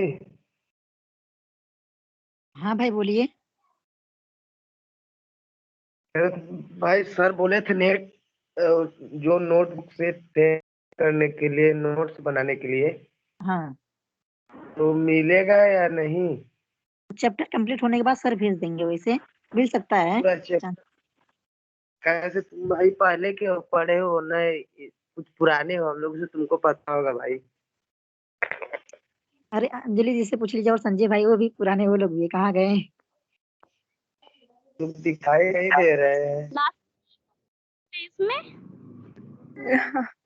हाँ हाँ, क्या पूछना है? अंजलि जी बताइए इन लोगों को। क्या क्या पूछना है? हाँ बोलो। पूछ रहे थे कि नोट्स बनाने के लिए सर भेजेंगे या हम लोग को उसी समय बनाना देखो पड़ेगा? सर पहले तो पीपीटी भेजते थे, अब अभी इस ईयर भी भेजेंगे।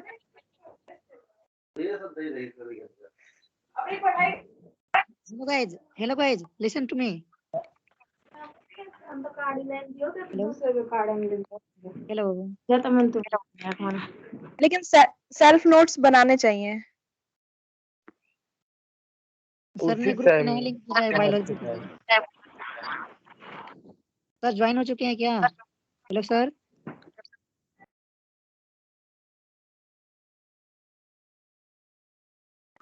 हेलो। हेलो भाई, बायोलॉजी की कौन सी बुक अच्छी रहेगी? बायोलॉजी की नई लिंक आई है, सब लोग नई ज्वाइन करो। फिर से ज्वाइन करे क्या भाई? दूसरा ग्रुप लिंक में आया है, है। एक ग्रुप में लिंक आया है, ज्वाइन करो फिर से, बायोलॉजी की है। ठीक है ठीक है ये ठीक है भाई।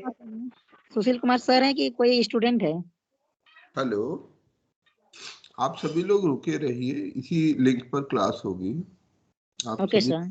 इसी लिंक पर जुड़े। Good morning sir. Good morning sir.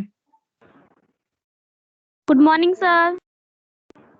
Good morning sir. Good morning all of you.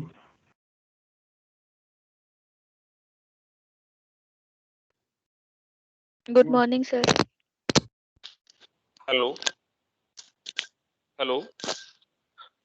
Yes sir. Good morning sir. मैं हाँ गुड मॉर्निंग, मैं डॉक्टर सुशील हूँ। क्या लोग सुन पा रहे हैं? Yes sir. Yes sir. Yes sir. चल ठीक है, ओके।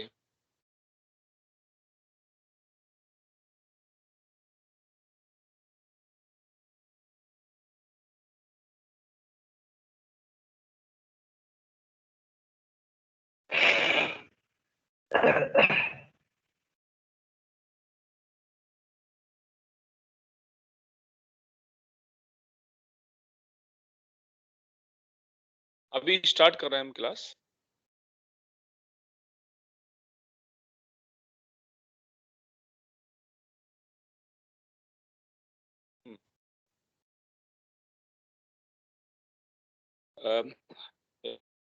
पेपर दिखा रहा है आपको अपनी स्क्रीन पे?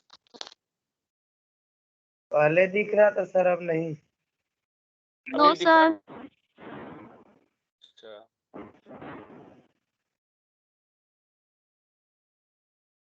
अभी दिख रहा है? Yes sir. Yes sir. Yes yes sir. हम लोग उसी दिन के टॉपिक को आगे स्टार्ट करेंगे, ऑर्गेनिक कंपाउंड्स के टॉपिक को। हम उस दिन जो है केवल इंट्रोडक्शन हो गया था, आगे हम उसी टॉपिक को आगे चालू रखते हैं। आज बुधवार को बायोलॉजी ट्यूशन लेंगे, दैट इज ह्यूमन फिजियोलॉजी या जूलॉजी से संबंधित जो भी है, और संडे को केमिस्ट्री रखेंगे। तो हमने उस दिन जो है सिग्मा बॉन्ड और पाई बॉन्ड पढ़ लिए थे और हाइब्रिडाइजेशन पढ़ रही थी, ठीक है। उसके बाद आज हमारा जो है रिप्रेजेंटेशन कैसे करते हैं हम ऑर्गेनिक कंपाउंड्स को। तो बेसिकली 4 मेथड होते हैं रिप्रेजेंटेशन के। एक तो कंप्लीट स्ट्रक्चरल फार्मूला होता है, तो one is complete structural formula, ठीक है। लिखाई समझ में आ रही है, दिख रही है आपको लिखाई? पहला जो कंप्लीट होता है, लाइक हम अगर इथेन की बात करें, इथेन इज C2H6, ठीक है। तो हम इसमें 2 कार्बन की चेन बन जाएगी। उसके बाद जो बाकी वैलेंसी बचती है वो हाइड्रोजन कवर कर देगा उसको, हाइड्रोजन कोवेलेंट बॉन्ड बनाएगा कार्बन के साथ और ये कवर कर देगा। तो this complete structural formula for ethane. इसमें मतलब बॉन्ड हम सारे बॉन्ड दिखाते हैं कार्बन के, और जो भी एटम्स अटैच है उसको दिखा देते हैं। फिर दूसरा होता है कंडेंस्ड, एक होता है condensed formula, condensed formula like C2H6, ये कंडेंस्ड फार्मूला है। इसका इथेन का कंडेंस्ड, ये है इथेन, इसका कंडेंस्ड फार्मूला है C2H6। इसमें बेसिकली हम पूरा उसका जो है फार्मूला, जो एटॉमिक फार्मूला है वही दिखा रहे होते हैं।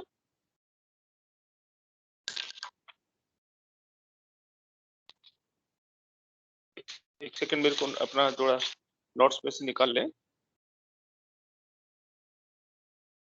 इसमें जो है बेसिकली जो एटम्स है वो उसको बिना स्ट्रक्चर के हम लोग दिखा रहे होते हैं, स्ट्रक्चर नहीं बना रहे होते, सीधा सीधा उसका मॉलिक्यूलर फार्मूला लिख रहे होते हैं।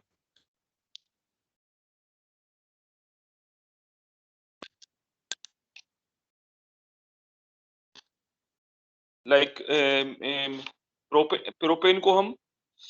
प्रोपेन को अगर लिखेंगे हम, प्रोपेन क्या होता है, दैट इज C3H8, ठीक है। तो इसको हम CH3CH2 और CH3 करके लिखेंगे। ये प्रोपेन का कंडेंस्ड फार्मूला है। इसमें हम बॉन्ड्स वगैरह केवल इसमें डबल बॉन्ड दिखाते हैं कहीं पे, अगर डबल बॉन्ड, अगर प्रोपेन की जगह प्रोपीन है तो C3H6 हो जाएगा इसमें, प्रोपीन में। तो ये हो जाएगा, मान लीजिए स्ट्रक्चरल फार्मूला इसका बनाए प्रोपीन का, तो C के बाद एक डबल बॉन्ड है C और C, तो ये H हो गया।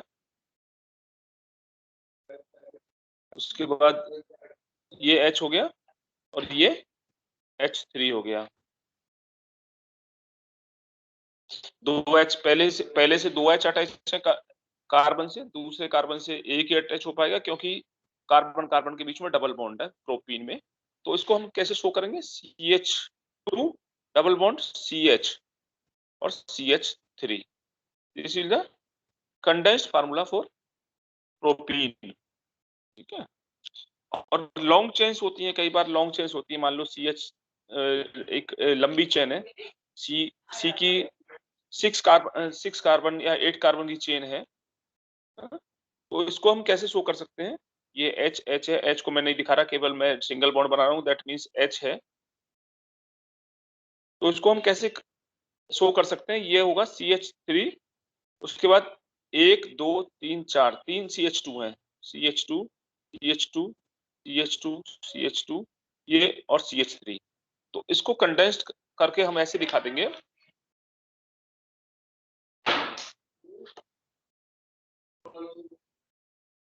CH3 CH2, कितनी बार आ रहा है CH2 आप गिनिए जरा, 1 2 3 1 2 3 और 4 बार आ रहा है CH2, तो इसको 4 से गुणा कर देंगे। CH2 4 times 10 CH3। This is the condensed formula for कौन सा कंपाउंड है ये? हेक्सेन है। हेक्सेन का कंडेंस्ड फार्मूला ये हो गया। तो इस तरीके से इसमें डबल बॉन्ड को शो करते हैं हम, डबल और ट्रिपल बॉन्ड को शो करते हैं, सिंगल बॉन्ड को शो नहीं करते हैं। जो ये जब अगर ये सिंपल तरीके से लिखा है तो इसका मतलब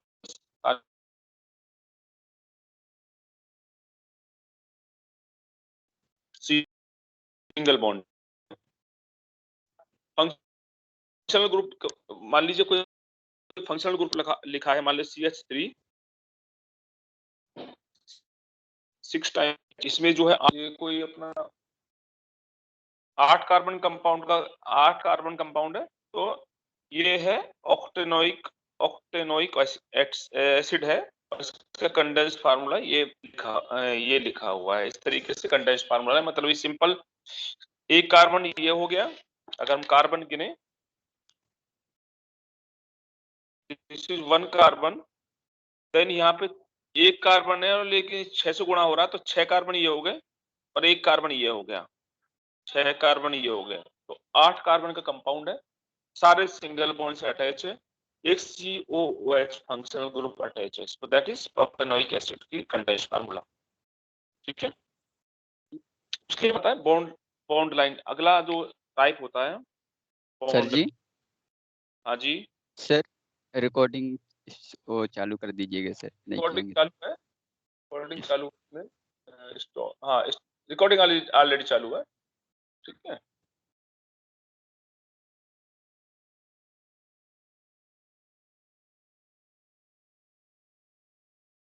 ओके। अगला है bond line formula. Bond line formula है, बॉन्ड लाइन में हम इस तरह से बॉन्ड लाइन बना रहे होते हैं, तो इसमें समझने वाली बात ये है कि जो भी इसकी जो है एपेक्स बनती हैं, जो इसकी जो एंड बनते हैं, ये कार्बन होते हैं। तो इसमें अगर हम गिने तो कितने मतलब एपेक्स बनेंगे? एक एपेक्स यहाँ पर 4 sir, 2 and 3 and 4 and 5 and 5 बनी है। 5 कार्बन है, 5 एंड बने, 1 2 3 4 5, तो 5 कार्बन कंपाउंड है।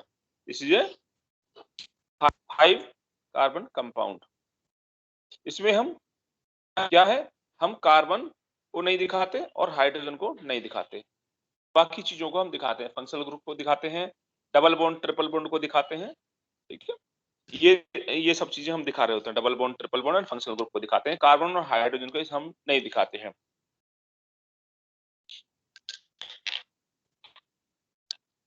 लाइक अगर ये एक कंडेंस्ड फार्मूला में बनाऊं,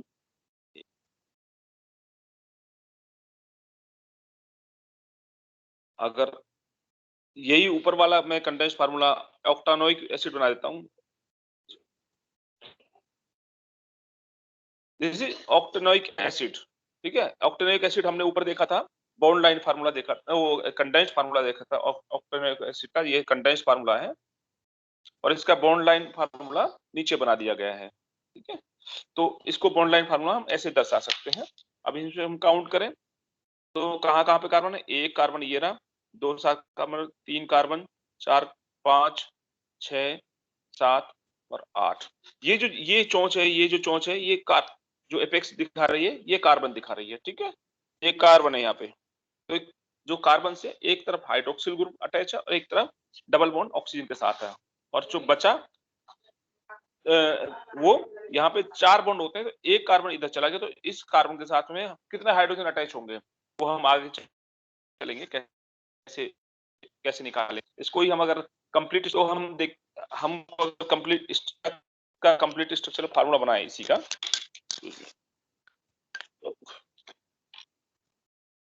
तो हम 8 कार्बन की चेन है, इसमें 8 कार्बन चेन है, तो कार्बन चेन बना लेंगे हम 8 कंप्लीट के लिए, 6 7 और 8। 1 2 3 4 5 6 7 8। यहाँ पे एक हाइड्रोक्सिल ग्रुप है इधर अटैच है और एक डबल बॉन्ड है। तो इससे हम जब अगर कंप्लीट स्ट्रक्चरल फार्मूला बनाएंगे तो कार्बन कार्बन की वैलेंसीज के हिसाब से जो बची हुई है उससे हाइड्रोजन उतने हाइड्रोजन अटैच करेंगे। तो पहले कार्बन में कितने वैलेंसी बची हुई है? पहले कार्बन में एक वैलेंसी हमारी जो है ऑक्युपाई हो गई है, वो कार्बन बॉन्ड बनाने में ऑक्युपाई हो गई है। तो कितनी बची है? 3 बची है। तो तीन तरफ हाइड्रोजन, तीन तरफ हाइड्रोजन लगेगा। ठीक है, ठीक है। Yes sir. अगले जी सर। कार्बन कितने? 2 सर। 2 वैलेंसी किधर ऑक्युपाई हो गया? एक इधर ऑक्युपाई हो गया। कितनी वैलेंसी बची? 2 सर। 2 सर। 2 वैलेंसी बची। ठीक है, एक पहले कार्बन, एक से दूसरे से लूं, एक सर आपका वॉइस क्लियर नहीं आ रहा है सर। मेरा नेटवर्क, मैं अपना दूसरा नेटवर्क ले रहा हूँ।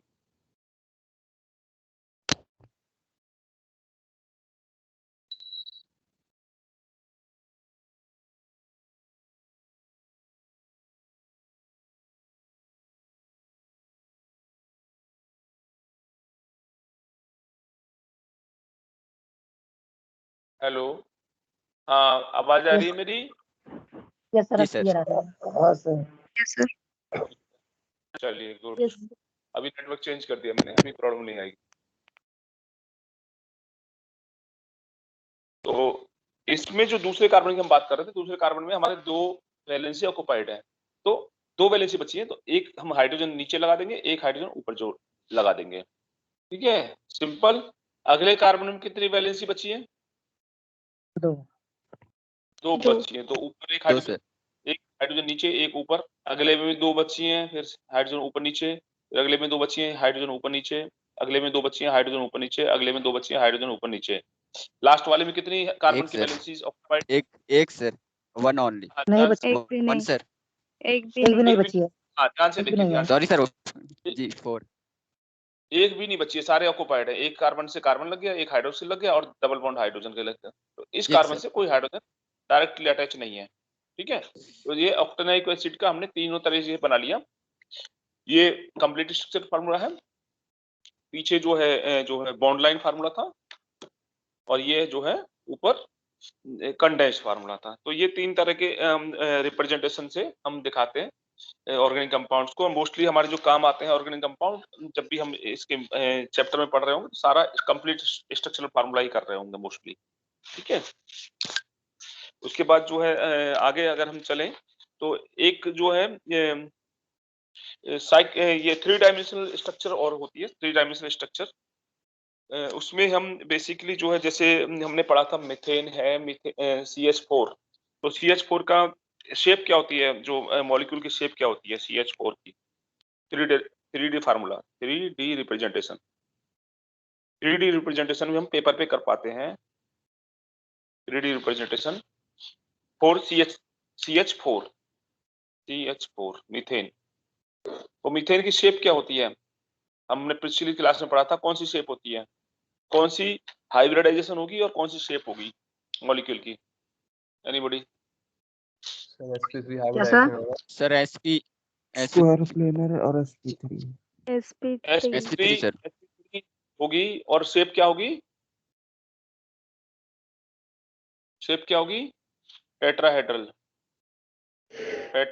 शेप होगी। क्या टेट्राहेड्रल में मतलब चार इसके जो है एंड होंगे, एपेक्स होंगे 4। तो इसको हम शो करेंगे 3D में। कैसे शो करेंगे? तो 3D में शो करने के लिए इसमें सेंटर में कार्बन एटम ही होगा। ठीक है, 2 एटम हमारे प्लेनर, एक ही प्लेन में होंगे। 2 एटम हाइड्रोजन के, 2 एटम हमारे एक प्लेन में होंगे। अब इसमें एक हाइड्रोजन एटम इस पेपर से ऊपर निकला होगा, और एक हाइड्रोजन एटम, एक अगर हम 3D सोचते हैं तो एक हाइड्रोजन एटम जो पेपर के पीछे जा रहा होगा, और एक हाइड्रोजन एटम पेपर से बाहर निकल रहा होगा। एक पीछे जाएगा पेपर के, एक बाहर जाएगा। हाँ जी सर, स्क्रीन शेयर किए हैं कि वैसे ही बता रहे हैं? स्क्रीन शेयर नहीं हो रही है आपको? नहीं सर। एक मिनट सर हो रहा है सर। एक हो रही है सर। हाँ ठीक है, हो रही है। सर कुछ दिखा रहे हैं कि वैसे ही बोल रहे हैं? नहीं, स्क्रीन शेयर हो रही है, बच्चे सभी लोग देख पा रहे हैं, आप अपना देखिए जरा। Okay sir. बच्चों को स्क्रीन दिख रही है ना, पेपर लिखा हुआ दिख रहा है? Sir yes sir sir yes sir तो इस जी कार्बन सर के साथ जो 2 हाइड्रोजन और रह गए, एक हाइड्रोजन पेपर के पीछे अटैच होगा, पेपर के पिछले प्लेन में, एक हाइड्रोजन पेपर के अगले प्लेन में। तो जो अगली प्लेन होता है उसमें हम सॉलिड वेज से दिखाते हैं इसको, सॉलिड वेज मतलब ट्रायंगल शेप दिखाते हैं, सॉलिड होता है ये, सॉलिड होगा। इसमें जो होगा बेस होगा, बेस का मतलब है वो बेस हमारी तरफ है, मतलब ये हाइड्रोजन उभरा हुआ है, पेपर से उभरा हुआ है और हमारी तरफ आ रहा है, ठीक है। और अगला जो होगा, जो पेपर के पीछे होगा, उसको हम डैश वेज से दिखाएंगे, dash wedge, dash dash dash होगा, वेज जो डैश होगा। और ये हाइड्रोजन पीछे, मतलब ये हाइड्रोजन पीछे जा रहा है, लेकिन इसका बेस भी बेस कार्बन की तरफ होगा, क्योंकि इसका मतलब क्या हुआ 3D का, H जो पिछला वाला कार्बन है, जो पेपर के पिछले प्लेन में जा रहा है, वो पेपर से पीछे है और बेस इसका कार्बन पे बन रहा है। इसका मतलब कार्बन तक यहाँ ये पीछे से आगे आ रहा है। और जो सॉलिड वेज वाला है वो कार्बन से और ऊपर आ रहा है। तो 3D स्ट्रक्चर इस तरह से हो गई कि 2 हाइड्रोजन तो एक ही प्लेन में, एक हाइड्रोजन पेपर के पिछले प्लेन में और एक हाइड्रोजन पेपर के अगले प्लेन में है। तो दिस इज 3D रिप्रेजेंटेशन। इसमें बस वेजेस का ध्यान रखना है। वेज का जो बेस सॉलिड वेज होता है, मतलब वो हमारी तरफ है, और उसका बेस सॉलिड वेज का ट्रायंगल का, वेज मतलब ट्रायंगल जैसा होता है। जैसे कुल्हाड़ी का वेज होता है, तो वेज मतलब एक तरफ चोंच होती है, पतला एंड होता है, एक तरफ ब्रॉड एंड होता है। तो जो ब्रॉड एंड है वो हमारी तरफ है। ऐसे डैश वेज का भी ब्रॉड एंड हमारी तरफ है, क्योंकि वो पीछे से आगे आ रहा है। और सॉलिड में भी हाइड्रोजन प्लेन पेपर से ऊपर उठ रहा है। तो इस तरीके से हम 3D रिप्रेजेंटेशन कर लेते हैं इसका, मीथेन का 3D रिप्रेजेंटेशन इस तरीके से शो कर सकते हैं।